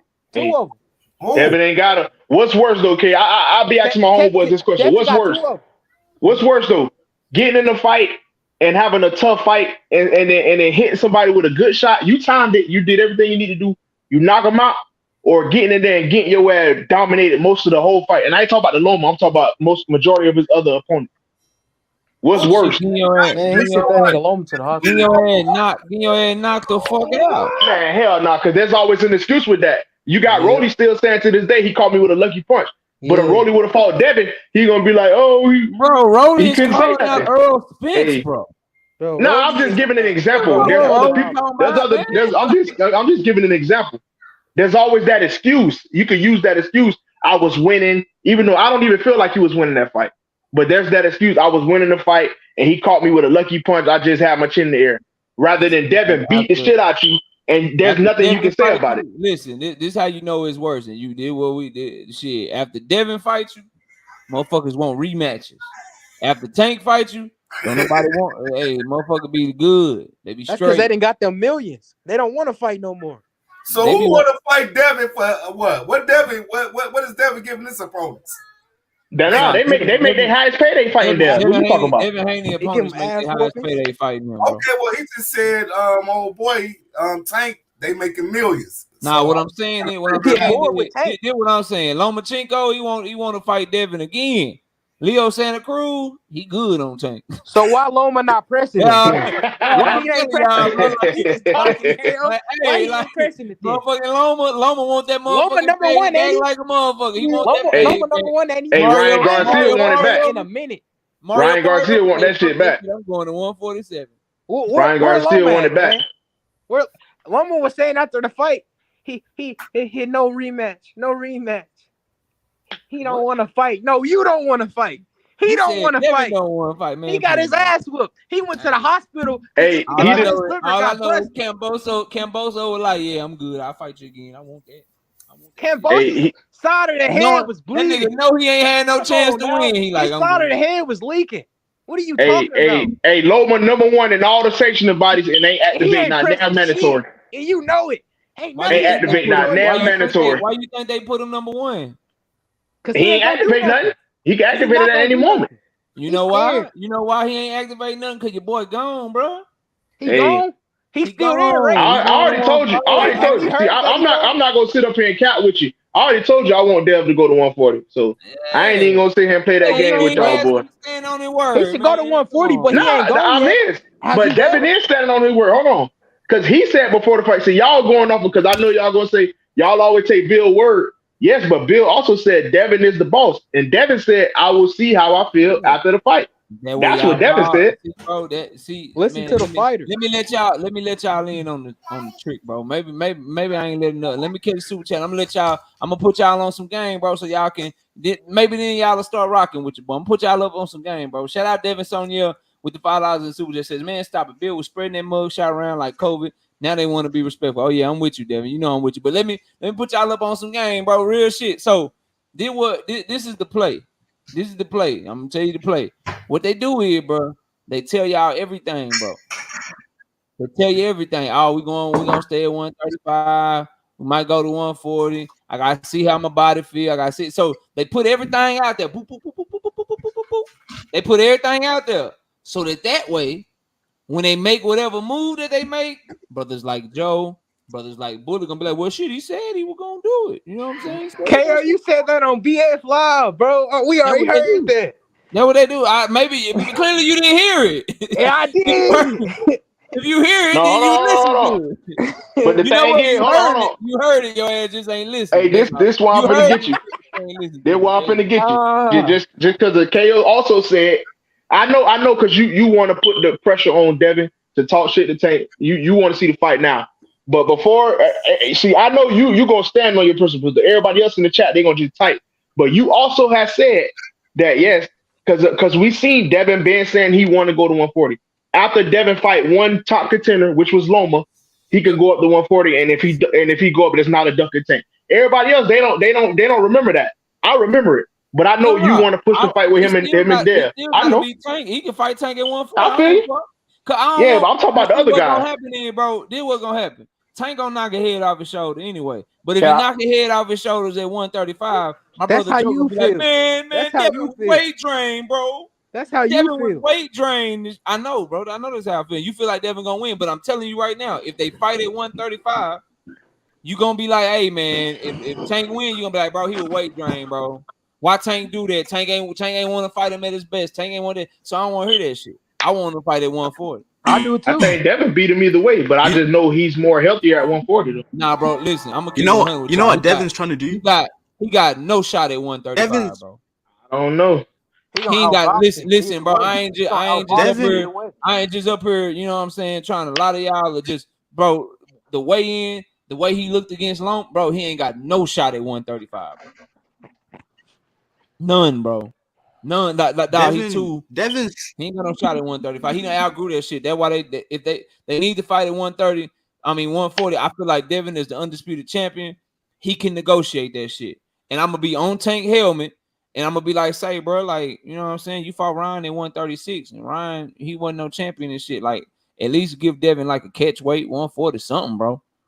Give him something, you know what I mean? He deserves something. So I just want to see the fight, bro. To be real with y'all. I don't want no catch weight because if they catch weight, I feel like they're gonna do that. They're gonna push that rehydration clause. I Devin don't want already no do that. excuses He the neither. IBF champion. It wouldn't be no different. Nah, but he No got the way. other belts as well, so it don't come into play. Yes, Yeah, it do. when you The unify, IBF champion. when you unified, whatchamacallit, when you unified, you don't have no rehydration. That's only the IBF is on the line, bro. That's Hey, right. hey, KO, what you think about y'all number one draft pick?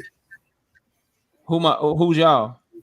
Well, San Antonio, ain't that Texas? Man, I'm you talking about football or basketball, bro? Basketball. Oh, basketball, I'm a LeBron fan, so Oh, okay. yeah, You don't mess with Luka? I fuck with Luka. When LeBron retired, that's gonna be my guy. I fuck with Luka heavy. Let me ask you a question, KO. Yeah, what up? Real quick. Now, I've heard you say this several times. You say it all the time, really. Yeah. But you think that, and this is just a normal question. Did you think that Tank was gonna wash Devin? Yeah, 100%. Now, so you don't think Devin is good enough to keep Tank from completely washing him? Do you think that Devin is just a little bit better than Hector Garcia?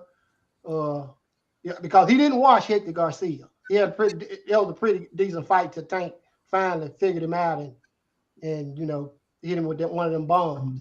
So what is it about Devin that makes you think that he's not good enough to keep. And I'm not saying that Tank not gonna knock his damn brains out. It's a good chance. You remember I'm the guy that said I got all them guys on the same level until they fight. Yeah, I remember. I remember that shit. And I continue to feel that way. I don't think Tank no better than Shakur, Frank, or Devin until I see them in the ring. I got you. So, what is it about Devin that makes you think that Tank that he's not going to even be competitive with Devin Haney, or Devin's not going to be competitive with Tank? Two things. I think Loma kind of proved it. Number one, I don't think Devin jab and his lead hand is as good as his fans think it is. Loma took that shit away pretty easy. And number two, Tank don't like Devin, bro. He don't have no respect for him. So he's the type of opponent where Tank will fight him the way that he fought Leo Santa Cruz, bro. Like no respect, front foot dominant, looking to catch and counter, roll and counter, and I'm coming to get you. He even said they asked him about Devin and Shakur. He said, man, them fights different. And the dude was like, oh, so you think it's more money? He said, nah, I ain't thinking about that. I'm talking about like the fight. And dude was like, what you mean? He said, man, them like, say he smiled with that little crazy ass smile, like only them project kids can have. He smiled with that smile. He said, I'm coming to get him. I get that. I get that. So I think the lack of respect that he'll show in that fight, and I'm sorry, bro. Like I think Loma's a good boxer, bro. But you ain't gonna convince me that if Loma can take your jab away, bro, Tank can take your fucking jab away. He never took his jab away. Like I said, I get that. I get that. So that's why the fact that I think his lead hand OG is not as good as a lot of his fans think it is. So I think Tank will take that away. And then when you take that away from Devin, what are we doing? Like, okay, like, this is my thing. And then Tank don't like him, so he gonna go to him. He gonna get him. This is my thing. KO. Now, when we talking about Shakur and Devin, Frank Martin, all of those guys, if any one of those three don't realize who they got in front of them when they fighting Tank Davis, they deserve to get their motherfucking head knocked up out their shoulder. Now, one thing about Devin Haney is that, and I done said this before, he'll suck the fucking life right out of a fight. He good at that. And I'm not saying that Tank don't eventually catch up to him. But I think Devin Haney is more than good enough to maintain distance from Tank Davis, or at least for a little while, because eventually he's gonna get tired and he's gonna slow up a little bit.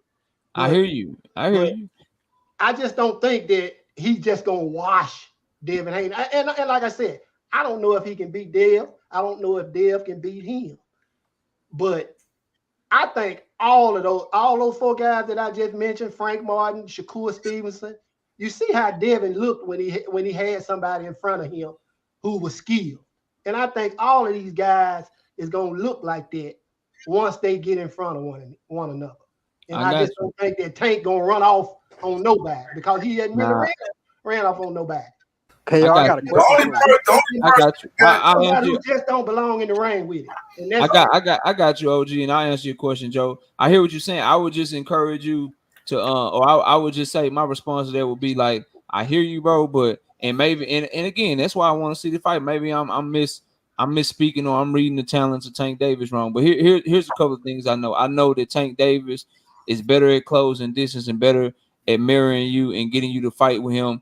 He's better at that than JoJo Diaz, and JoJo Diaz was pretty successful against doing it. I know that Tank Davis is more explosive. He ain't got the herky-jerky shit, but closing that distance to get a shot, setting up a shot, timing the shot, he's better at that than Loma to me. Right. You know what I mean? But wanting to maintain distance on JoJo Diaz is different than wanting to maintain distance on Tank Davis. And I just think that. And then when you look at them too, like y'all can talk about that sparring all you want to. All I know is when they spar, one of them got a contract under Mayweather Promotions, the other one didn't. So somebody saw something. Somebody saw something. Where one of them got an offer, the other one didn't, bro. That's cap. Nah, when did Floyd offer? Did he offer Devin after that sparring session? What's cap about it, bro? He offered Tank though. And Can I ask my question? Just again, in a nutshell, man, I think he take the jab away easier than what people think. And when I say watch, like I think it's gonna be all like Tank Davis fights. Oh, it's close. Oh, Devin's up 3-1. Oh, Devin's controlling distance, and then about round 4, round 5, Tank gonna start pawing at that shit, and he gonna stop caring. And then here come that left hand, here come the right hand to the body behind it. Oh, now I'm slipping your shot and throwing uppercuts and shit. Now you bagging up, but you can't get away from it. Like I just think it's a matter of time. Stoppage between round 9 and 11, man. So I guess I kind of misinterpreted what you meant by wash. I guess Yeah, when I say dominate the man and just basically just run right over him like he nothing. No, wash meaning it's gonna look like your typical Tank fight. That's what I mean. Like Devin don't bring nothing to word Tank. It's gonna be your typical Tank fight. It's gonna look like a Hector Luis Garcia, a fucking Mario Barrios. Gonna look like Leo Santa Cruz. Oh, this guy's being competitive. Come on, Devin's KO. doing good. Oh, Devin, and then on, boom, man. it's gonna be over with, bro. Man, that's what I believe. Disrespectful, That's man. real. That's real. Nah, bro, that's what I disrespectful. believe. Like you got some Devin Haney fans that'll tell you That's Devin so Haney gonna win 10 rounds to 2, bro. So I mean, hey, KO, Man, Dev gonna beat the hell out of Tank. bro. Dev gonna beat the hell out of Tank. Outbox all circles around that little man. man. what was your question you wanted to ask me, Joe? All right, KO. I just want to know how you think that Lomachenko took Dev jab away when he, from the first round. He came out aiming body shots at him. He wasn't doing no jabs for real. He was throwing hooks, overhand rights and all that. He wasn't really doing no jabs, man. So you're whole one of fight, these. He was fighting Okay. that man. He came in to fight him. So you one of these fans that believe that Devin chose not to use his best weapon on purpose in the biggest fight of his life. His first punch was to the body. So that means that he wasn't trying to jab at all. At all. He did try to jab. All right, he bro. did try to jab. But I told you why he fought the way he fought. I've been broke this down and told y'all, boy. Yeah, Man, that's that. You see, and this is my problem I have with some Errol Spence fans too. Like, y'all act like the other guy isn't in there. Like, no, Earl didn't fight Sean Porter like that because he wanted to. He was talking shit like that, but Sean Porter was turning his ass, was pressing his ass, was quick than the motherfucker. Earl had to do that. Devin didn't fight that way because he wanted to, bro. He did not fight that way, have a close ass fight, be that fucking nervous when they was causing the decisions and make it more difficult on himself just because he wanted to, bro. Like, no, bro. That's not. Okay, the difference though, Errol Spence went through a fat count with Sean Porter, and he was not 100%. So that's the difference. And you're right. Earl had to fight that way with Sean Porter because he was in a dog fight. Because Sean was coming for him. You gotta get the other fighter credit, but it's like you can't want Devin to be, because I'm sure y'all both got Devin top 5 pound for pound, right? Yeah, absolutely. So absolutely top right? 5. You can't want Devin to be top 5 pound for pound, but then just act like he was in there doing what he wanted to with the guy that you put him there with. I didn't say that. All the credit I didn't say that. shit, I just said he didn't come out there to throw a jab. Yeah, he did, bro. So you telling me? Hey, you telling me? His first shot was to the body. He came out there to hurt that man. So you I want Tank to get credit for beating Devin. I'm like, Devin trash, Devin garbage. No, ain't nobody saying that. Y'all saw them jabs that Devin was hitting Tank with. Man, Tank just let him hit him because he was just trying to feel his power and shit. Like, nah, bro, no. So I want to ask y'all too. I want to ask y'all two a question. So if y'all tell me if y'all had the number 5 pick between the boxers, y'all to pick Devin over Tank? Absolutely. Yes. Yeah, they would. Absolutely. Nobody. Hey, that's nobody. That's like picking Scottie Pippen over Jordan. No. Inconsistent synopsis. That's all. Can I ask a question? Yeah. Scottie ain't gonna get you no championship. It's called hit and not get hit, man. Well, Devin got all the belts. So your synopsis is different. Your boy got a wrong belt. Nah, they like, got that junior like, hey, Devin got all the belts. This shit more like, hold on, I got y'all. Yeah. This shit more like Robert Horry versus Carmelo Anthony. That's a lie.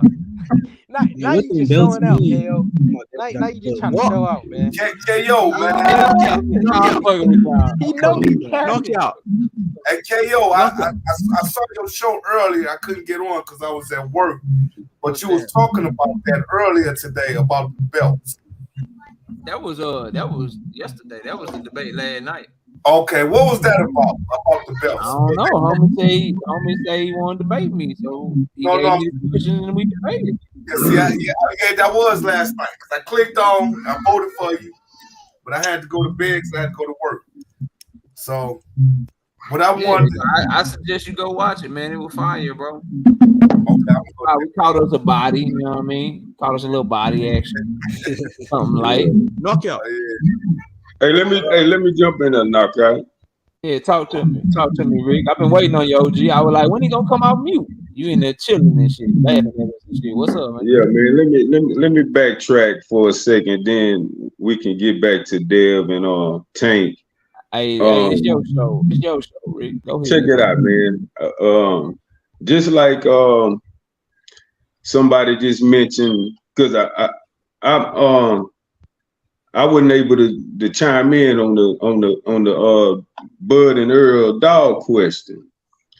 And a little while ago, somebody buddy mentioned, man, you act like Regis is not a dangerous fighter. And you know, from the majority of the content, the dialogue that's been mentioned tonight, it's hell, y'all act like Bud not a dangerous fighter. Check it out, man. It's like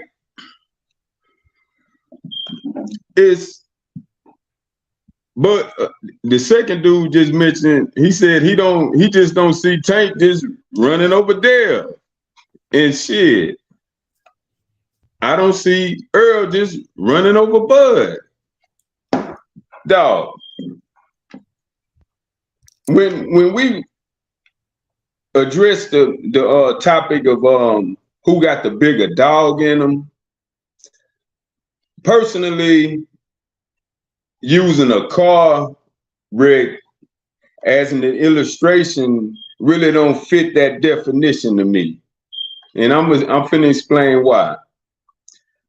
You know, I saw my mama go through a horrific car wreck, broke her legs. I watched her go from a wheelchair to a walker to crutches on a cane. And what I witnessed was resilience. I didn't see a dog. I saw resilience, you know, extreme focus. Because to me, what determines when you have a dog in you or not is hand-to-hand combat. You're getting resistance back and forth. That's what determines who got the bigger dog. To me, you know, boxing out in the paint for a rebound. Who wants that rebound the most? In football, that fullback 4th and 1, no, he got to make that lead block on that middle linebacker. Bam, bam. You know, the determination of dog, you got to go back and forth. So we've seen both of these elite fighters show dog. You know, we've been seen Earl get doggish. We done seen Bud get doggish. So to me, none of us know who got the biggest dog until July 29th, when who get hit in the mouth first the hardest. See, because at the end of the day, man, both of these dudes come in the fight, man. And if you listen to the majority of the dialogue, Bud ain't got a chance. Hell, what we waiting on the fight for? If Bud just finna just get ran through so easily, what I like about Bud is he the smaller dude. He's showing extreme confidence, and I kind of like following the underdog mode. And I don't know why. I know. Listen, I don't know why Vegas. I don't know why a lot of the all-time greats are favoring Bud, because to me, being a Bud supporter, not a Bud fanboy, I see Bud as the underdog in this fight. You know, I see Earl as a hell of a goddamn fighter who coming is gonna be extremely difficult to defeat, but I still don't care. You know, I've lived that underdog life. I'm used to overcoming the obstacles, you know, shocking the spectators when they didn't expect what they just saw. So, dude, people, man, I've had too much experience witnessing extremely major big fights, and so many times they did not end the way a lot of us projected. Man, stick to your side, who you got. Hey, man, you know who you picking, you know who you expect to win. And it just seems like it's just so one-sided with the discussions and the dialogue that which strengthens my position on where I stand, man, because if Bud don't see all this chatter, and if all this chatter don't motivate that man to beat this bigger dude, then he ain't who I thought he was. I got you. So, dog, we finna all be treated with a very, very extremely good event. Both of these elite black brothers, both of them getting paid well, and they finna bless the whole goddamn globe with some goddamn talent that we haven't seen in 30, 40 years.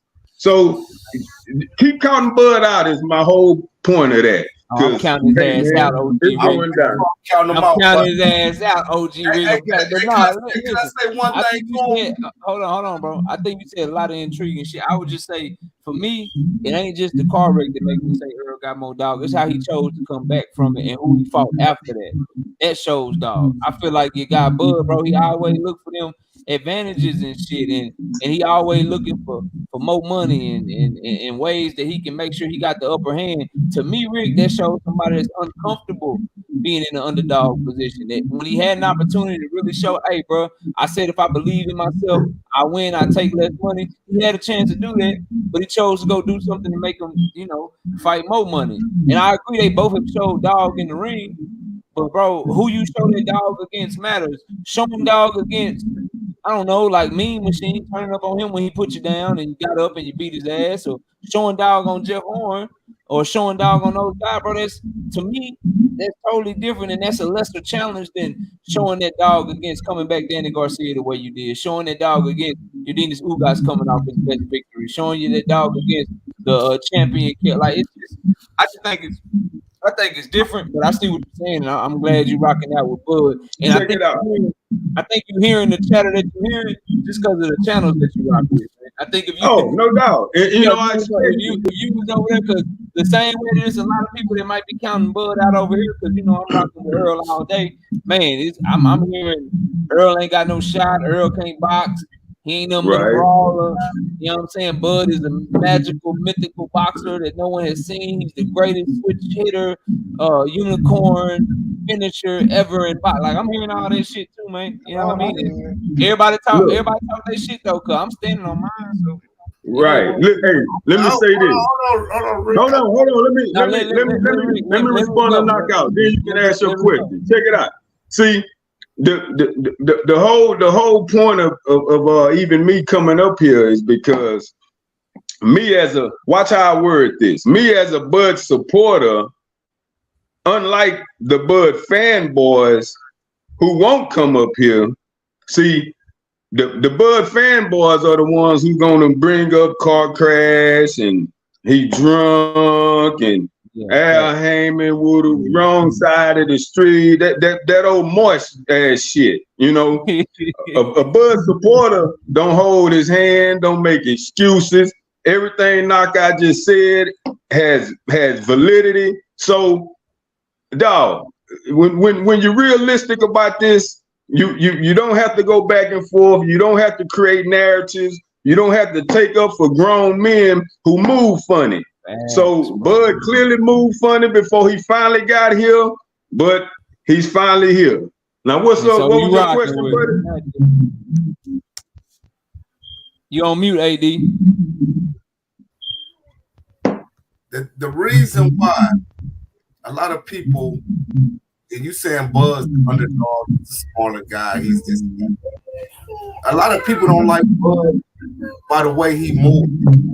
I see that. I see. And my thing is this: I'm shocked that you are a Crawford supporter. Sorry to interrupt. Hold on, Daily Podcast. Don't cut them off. With the truth around your neck. Mm-hmm. You see what I'm saying? You rock the truth around your neck. Goddamn right. But you rocking with a dude that you know that tells multiple, that's an obituary liar. You rocking with a dude that has no substance. You rocking with a dude that tries to fight. How old is Derrick James? 50. They're trying to fight another man coach. This is what you rocking with. But at the same time, you representing the truth. You damn right. So, I mean, which one you representing? The truth or Crawford? Which one is bigger? Listen. My spiritual presence ain't got shit to do with this boxing. Check this out. Listen, you wanted me to answer you. Let me answer you, because you ain't listening. You think you're trying to throw me under the bus, but you're sadly mistaken. Go ahead, bro. So listen, this again, my spiritual presence ain't got shit to do with this boxing. Okay, I'm not emotionally invested in it that strongly, whereas that right there affects my mind capacity. Okay, I rock with Bud. Yes, I rock with Bud. I blast Bud for all his funny ass behavior. So I'm not the kind of Bud guy that you think I am. Okay, you goddamn right. I rock with life, everlasting life, for life, the truth. So only thing that mattered to me was Bud doing that ring. He undefeated, Earl undefeated. I want to see them go down. Okay, this is all I gotta say. There's an echo. Can someone? Hey, real quick, shout out Rice. I say shout out to the big homie Lil Regis, KQKC. We'll call him. Yeah, that shit don't even go. I ain't know why they call you Lil Rig. You must hit a growth spurt. No, man, I've been Lil Rig because my daddy was Big Rig before my daddy got killed when I was a little boy and shit. I've been Lil Rig ever since. Got you, man. I'm like, what? Sorry to interrupt. Tall ass, big ass dude always got Lil in front of their name. That shit don't make no sense, man. Go ahead. Sorry to interrupt. There's an echo. Does someone have the YouTube tab open? Because like we're hearing an echo. Yeah, I'm hearing it too. That's him. That was you. I muted you and it went away. That was your ass, Daily Podcast. R Breezy, what's up, bro? You on mute? You ain't talking. What's up, man? What up? I just want to say this. Let me holler at the homie real quick. Go ahead. R Breezy, what up, bro? What's good? I'm just letting y'all talk. I'm listening. Oh, all right. Go ahead, AD. What you about to say? Okay, Rick, I just want to let you know, brother, you're going to be sadly hurt become the night of after the night of the fight, because it's going to be a one-sided ass whooping. You have to realize this, man. You never heard Errol Spence disrespect Terence Crawford nor his crew, his family, but you didn't heard his whole family. It's one thing is the fan base come after Errol Spence, but it's another thing when you got Bernie the boxer, you got Bomac, you got his sister, you got the cousins, you got all of these people that's coming after what's around your neck. You got all these people coming for the truth. And you're going to be hurt because all that build up, Earl says he sees and watches everything, just like the truth. You know it. Just like the truth. I swear to God, Rick ain't going to be hurt if Bud lose, bro. I swear to God, you got the wrong one. and this my response to I swear to that. God, he's not gonna be hurt, bro. He gonna hop up. He gonna be on my show Sunday morning. What's up, KO? That was a hell. Goddamn right. Hey, cause I rock with Earl. You know, I just rock with Bud more. You know, hell, I flew to New York. I was there live to watch that Bud and London fight. Man, I've been rocking with Bud a long time, man. So I'm not gonna, you know, jump ship now. And you know, I won't be, you know, sad in the dumps, you know, if Earl win. And what else you had just said? He talking about he was talking about how like Bud whole team, his family, and all that. I'm glad he said that. Man, I'm so glad he said that. Cause you know why? Because I don't give a damn about none of that petty misdemeanor, out of the ring as sideshow stuff. I don't care about any of that. You know, hey, this boxing is political, is nasty, it's a lot of name calling, it's a lot of fuck boy shit. Ask Bill Haney. It happened. So I can care less on all of the sideshow stuff that build up fights, that silly people display that dates the fight. So dog, I'm not worried about all that chatter. I'm not worried about Bud and Derrick James. I'm not worried about, hey man, it's talk and it's built up to the fight. I don't move like everybody else move. I don't agree with everybody's behavior that I support. So it is what it is. Yeah, man. Hey, Rolo. Hey, Rolo in the photo. What up, homie? Hey, Rolo, I just wanted to let you know, man. That's a nice picture, man. Is that Bud behind you, bro? Oh no, that's a horse. Cause you know Earl gonna break his ass like a horse, bro. You know that shit, don't you? You know that shit, don't you, Rolo? Rolo, he gonna break his ass like them horses behind you, man. He gonna break that boy like a horse. And I disagree, AD. I think Earl has been extremely disrespectful. The worst thing you can do to a man is break him. Oh, okay, you're right. That's fucking like that's the worst.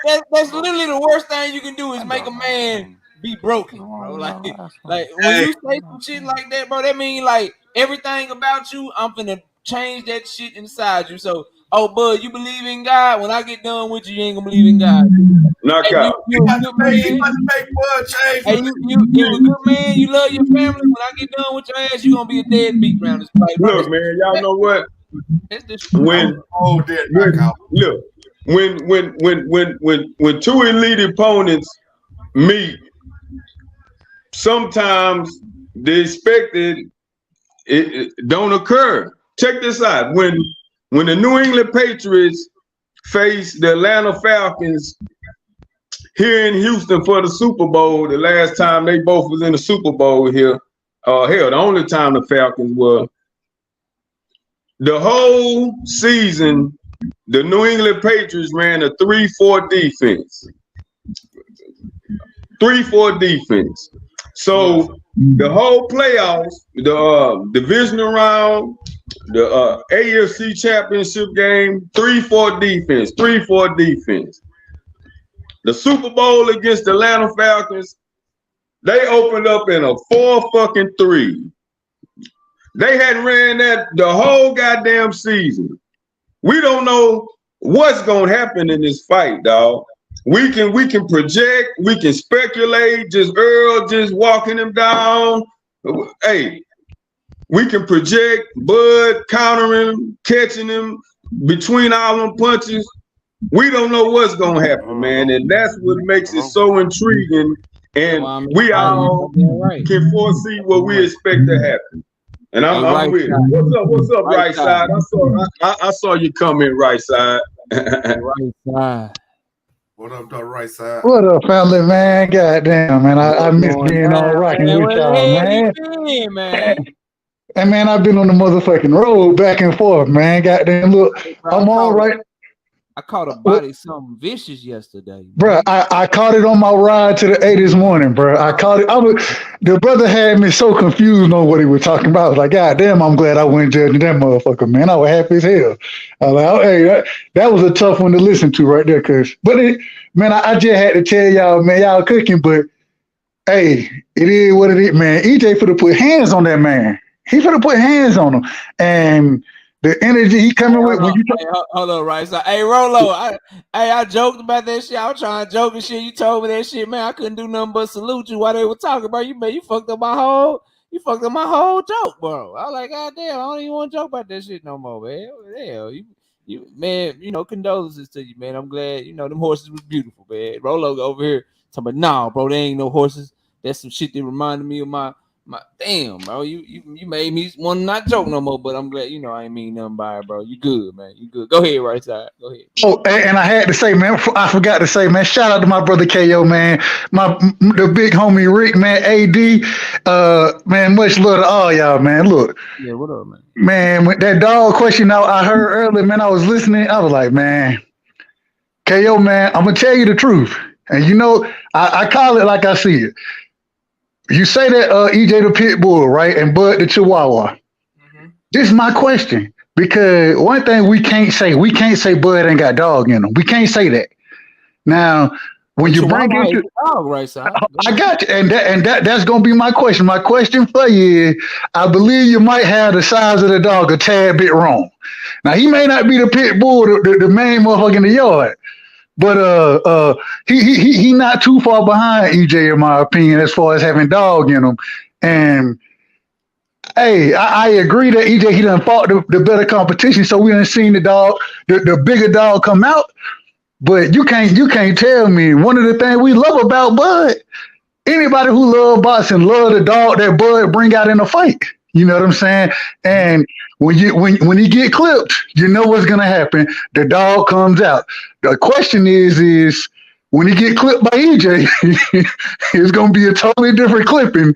And is he gonna let that dog out that same way? You know what I'm saying? So yeah. But at the end of the day, I gotta say, Bud do have dog in him. He definitely got dog in him. He got dog in him. Here's the thing, though. Chihuahua, bad motherfucker. He'll bite your motherfucking ass and he'll show you how tough he is when he in that motherfucker with a little bitty motherfucking teacup Yorkie and shit. When he in that bitch with little bitty dogs that's even smaller than him that can't really bite back. So yeah, he showed that dog in him. Yeah, he showed that dog against Mean Machine. He showed that dog against all them fighters. He got dog in him. But does that Chihuahua bite the same and do it bark the same when it get bit by a Pitbull? Yes, knockout. Hell yeah, they do. Little Chihuahuas, little mean, feisty Chihuahuas think they can handle a Rottweiler. They'll growl and you have to hold them back. They foolish enough. Anybody in the hood that done any dog fighting know what the outcome is in a dog fight between the Chihuahua and the Pitbull. Everybody know what the fuck gonna happen. Hold on, hey, look. Everybody know what the fuck gonna happen. You know what? I just want to say this one thing, dude. So the dude who stayed behind my father, the man, he breed pit bulls. You know what I'm saying, man? One of the little Chihuahua, that motherfucker had got out of control. He had bit one of the owner or whatever. They told Vic to bring the pit bull out. They said, goddamn, bit the goddamn pit bull locked on his ass. They had to put the water hose up in those. And when the Chihuahua got away, that bitch ran up under the house and they ain't seen him since. Died up under the damn house. And I don't mean. Hey, I'm just saying the bite is different, but you got dog in him. I don't think he got enough. Him, bro. And that same see, this is the problem when you go to Top Rank way and you get put in there and you don't really get tested and you can just turn up on everybody and go get him and shit. Bro, I hope he ready. Cause when he turn up and EJ right there with him and he like, oh, that's cute. Let's do it then. Do what we doing. And he ready for that. And he don't fold like Mean Machine. He don't fold like all the guys that came before him. Is Bud really ready for that? Because all this shit that I'm hearing, and maybe Rick, you can touch on it. I don't like when I heard Errol talk, he like, yeah, I know what I'm up against. It's going to be a war. It's going to be this. He a great fighter. He this, he that. we ready. I know it's gonna be a war, but if somebody gonna break and it's gonna be like he talking like he know what's in front of him. When I hear Bud talk, Bud, you do anything different? No, man. If it ain't broke, don't fix it. Shit, whatever I do, I'm good. If it ain't broke, don't fix it. What do Earl bring special to the table? I mean, nothing. He don't bring nothing to the table. I done fought small guys, big guys, pressure fighters, dudes that punch a lot, dudes that box. I'm ready for anything. I done fought there, bro. If he really, I hope he don't really think like that, bro. Because if he do, and he find out in the fight that it's not that, by that time it's too late, bro. Fight over with. And you I'm need not to go into this shit with a healthy amount of respect. And in situations like this, bro, I ain't saying fear, but you need to have an idea of what's in front of you and not think that it's what it was in the past, bro. If he really believes that Earl don't bring shit to the table, if he really believe that he ain't got to do nothing different, that if it ain't broke, don't fix it. If that's what he really believe, he gon', bro. He's not going anywhere else. Hey man, you know what? Hold on. 5 years You know ago. what? I'm not gonna lie. I seen a skinny ass black pit bull, a little skinny black female pit bull, fuck up a big ass pit bull. So Errol Spence don't have. You know what? I'm gonna stop saying Earl got dog in him because he don't have dog in him. Because Earl don't act like a dog. Bud act more like a dog. Bud do a lot of motherfucking barking. And all dogs bark. Earl act like a goddamn male lion. If you ever notice a male lion, it don't really say shit. It'll sit there and it'll look at you like you was the same way that Earl look at Crawford. That's the same way a male lion will look at your biggest dog. So you name a dog, any dog on earth. I give you a hyena. You name any dog on earth, put him up against that goddamn lion. And you got Earl got wolf. Earl got wolf in him. No, Earl ain't no wolf. He ain't none of that. Earl is a lion. Bud gonna get his ass whooped. Huh? I said Bud gonna get his ass whooped. We talking about all this dog. No, none of that gonna matter July 29th. It's gonna matter about skills, and EJ gonna whoop Bud ass. That's what's gonna happen. Damn. Well, look, y'all, I gotta get ready to run. Let me get y'all last word. AD, you go first, man. Get your last word, bro. Well, I just want to say salute to everybody on the panel. Salute to you, Knockout, for always keeping it 100. And Knockout keeps it 100, regardless of whatever the other stations say, because he say the facts. If he was saying bullshit, I would not be on here. He speaks the facts. And it's the only reason why I rocks with Knockout. You got to realize he made a YouTube channel and he came on. All of the conscious people. I'm not talking about you, Ricky. You see where we went to. You see where the wave went to. The wave went right to the truth. So just like EJ the truth, Knockout is the truth. Appreciate so that, man. Dub Brightside, Monty Brown, and all of them boys. But when we hear a lot of stuff that comes from Crawford fans, like I say, Rick, you know, if you got a channel, let me, you know, I come on there to see what you're speaking on. But when we hear Bernie the Boxer and all of these other stations, they don't speak facts. And when we listen to Bomac, he's going to kill him. He's going to do this. He's going to do that. You're not saying anything. You're not saying how he's going to defeat Errol Spence. So this is the problem that we have. It ain't that we knock Terence Crawford, but really we do, because if you see the way he move, and this is why I'm shocked that my boy Rick rocks with Terence Crawford, because you got to realize that Crawford was what in our community, he's a coon.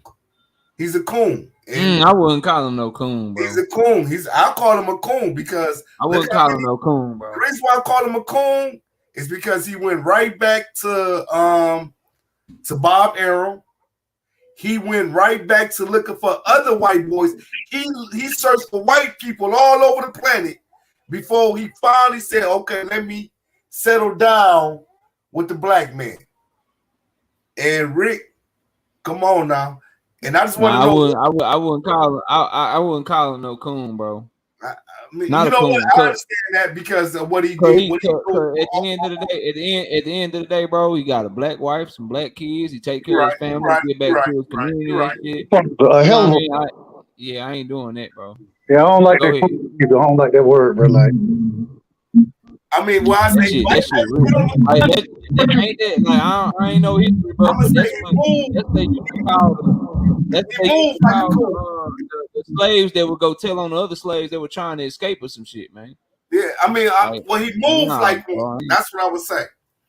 You know, he moved like he ain't on here. He ain't on here selling out black folks and doing. He ain't doing that, bro. He ain't doing that. He ain't doing that, bro. But now where you right at, he do be lying, he be contradicting himself, he don't move solid and shit, he do funny gazy shit sometimes, but I ain't gonna call him no coon, bro. But man, that's your beautiful daughter right there, man. Salute her, bro. You got anything else, bro? I'm good. Just salute to you, Knockout. Keep up the good work. Salute to the right side. Salute to Rick. You know what I'm saying? Even though it's my first time meeting you, brother. I know you be on some kind of you mess with Sinetta. Who you mess with? Man, what you mean? Who I mess with, man? I mean, who I'm on the all over. Yeah, I'm all over, man. I'm all over. I'm all over. You got a page? Soon, it's coming. It's coming. And when he come, we'll get his link in the chat and you'll be able to subscribe to him. But I appreciate you, bro. Take it easy and we'll see you next time, man. All right, salute right. y'all. All right, peace. All right, Rick, go ahead and get your last word, man. Hey, man, it's always a pleasure to come up here and chop it up with you, man. You know, I appreciate the dialogue, regardless of, you know, the way it come, you know, because I'm a very rational, free thinking type of person. So, you know, I don't take offense to things that I don't agree with. You know, it's possible to read something or hear something that you don't agree with and not have to get emotional and respond to it every time. And what we notice in a lot of these daily chats, that's what's practiced so much. It's like people come to these chats specifically just to challenge people whom they disagree with, but they never want to hit any of these links and come up here and speak their mind freely, where you don't have to type and hide. You know, you can keep your camera out. You know, you can not be misunderstood. Anyway, hey man, we all waiting on July 29th, and We it's only gonna got be a month in a week. I'm gonna count down 1 month in a week. 1 month in a week, and hell, man, we even got more coming before and after that. And I'm gonna leave you with this question, you Knockout and Right Side. July 25th, my dude finally making his pro debut in Detroit on that Alicia Baumgartner undercard, Andy Cruz. So yes, sir. And he fighting Juan Carlos Burgos. Check it out. That's my question as I go. Juan Carlos Burgos has 45 fights total. I mean, he's been fighting since 2004. 7 losses. 6 of his 7 losses to undefeated fighters. None of them knocked him down. Nobody stopped him. 309 rounds of pro boxing experience. Andy Cruz pro debut against such a grizzly veteran. Why is Eddie Hearn making that type of matchup? And I'm just gonna leave with that question. I got you. I'm gonna answer it too. I appreciate you, Rick. Little Rick, much love, big homie. Yes, sir. That's a great question. To answer your question, because they believe in him and he the truth. They believe in that young man. They trying to move him fast, trying to get him in title position fast, bro. Trying to Lomachenko his ass. They believe in that man. He the truth, bro. He can fight. Go ahead and get your last word right side your late ass, man. You late in the month. Man, my bad, bro. I've been having to catch the shows on the road and everything, bro. So my bad, man. It's all good. You be working, running around and shit. They got you working late. You live forever away from where you work. Bro, that's the problem, bro. And bro, they literally gave us less. They were like, well, y'all gonna have to go back into the office. And I'm like, okay, cool. You know what I'm saying? I'm thinking September. They was like, well, we need y'all to start going in as soon as possible. Yeah, my manager hit me up talking about, well, look, man, they looking at this, and this. I'm saying, like, man, like, you know, I would ride up here once, twice a month, something like that. Man, I'm doing this shit 3-4 times a week now, bro. So that's it. It hit me off guard, you know what I'm saying? So, but we working it out. We're gonna work it out. So, man, to answer Rick's question real quick, the reason they moving that man like that because that man can fight. That's the thing. Look what gym he in. You know what I'm saying? Look who he training with right now. He in Philadelphia. You know what I'm saying? So work. He did. I'm coming over from Cuba to be the motherfucking Cuban Rocky and Creed around this bitch. Hey man, look, if you look at how they moved, what's my brother's name? I can't even call his name right now. The one who beat Shakur in the Olympics. Look how they moved him. Robisi, yeah, after he lost the fight, after he lost his first fight. Look how they moved them Cuban fighters, man. Look how David Morrell being moved. I'm just saying, when you come from that Cuban school, and these Cubans now, respectfully, they coming with way more power than what they had. Yeah. So they done caught up with the times, and they've always been you know, you come from that Cuban background. They always been a dominant fighter or a dominant style. You know what I'm saying? And now they done caught back up with the times as far as being aggressive, bringing power. Hey man, I'm interested to see that man fight, man. I think that's gonna be a good opening fight for him. I think he dominates it, you know what I'm saying? But I still think it's a good opening fight for him. So, but man, head's gonna roll, bro. Hey, head's gonna turn, eyes gonna roll if you get that stoppage, bro. Hey, it's gonna be something special, man. I think all them boys right now, those some of my favorite fighters right now. You know what I'm saying? Canelo. Hey, look, David Benavidez, he looking like he trying to duck right now. Man, I wish I had time. I wish I could go live. The same shit that David Benavidez got mad at Caleb Plant doing, waiting on Canelo and not fighting David Benavidez. David Benavidez can do the same shit Dave Morrell. If he part of that 3-fight deal, he gonna be like, man, I ain't shit. What? Hey, I'm finna go fight. Watch, he fight some sorry ass. He be like, man, come on, bro. But I mean, it is what it is. It is. Gonna be like David Benavidez versus Avni Yildirim. Suleki gonna be on the damn. Benavidez takes on Sergey Deverenchenko. Yeah, hey, Deverenchenko damn near beat Mongia. So I'm just saying, if he ain't get knocked down in that last round, he would have fucked around and won that fight. Yeah, man. Mongia is garbage, bro. Hey, Mongia like Zerto, getting built all the way up. Only worse. Zerto better than him. He worse. Yeah, but Zerto, he just didn't want to make no goddamn weight and be disciplined and shit. So he just, anyways. But nah, man, I ain't said it in a minute, man. Shout out to Miss KO for allowing us to have your time. Shout out to my brother Knockout for doing the people's work. Man, I'm glad I was able to jump on even though it's late. And man, you know it ain't nothing but love and respect, my brother. All right, bro. I'll catch you later, man. All right, shout out to everybody that came through today. Shout out to Miss KO, Rick Timms, Teach, Rolo in the photo, Crush the Legend, Cash Crypto, Castro, C-Side, the Loke, Mark J, Seen and Unseen Boxing, Marquee, and everybody that showed up and showed out. I appreciate y'all. Smash the like button on your way out this thing. If you don't do nothing else this weekend, watch boxing, man. I'll see y'all soon. Peace out.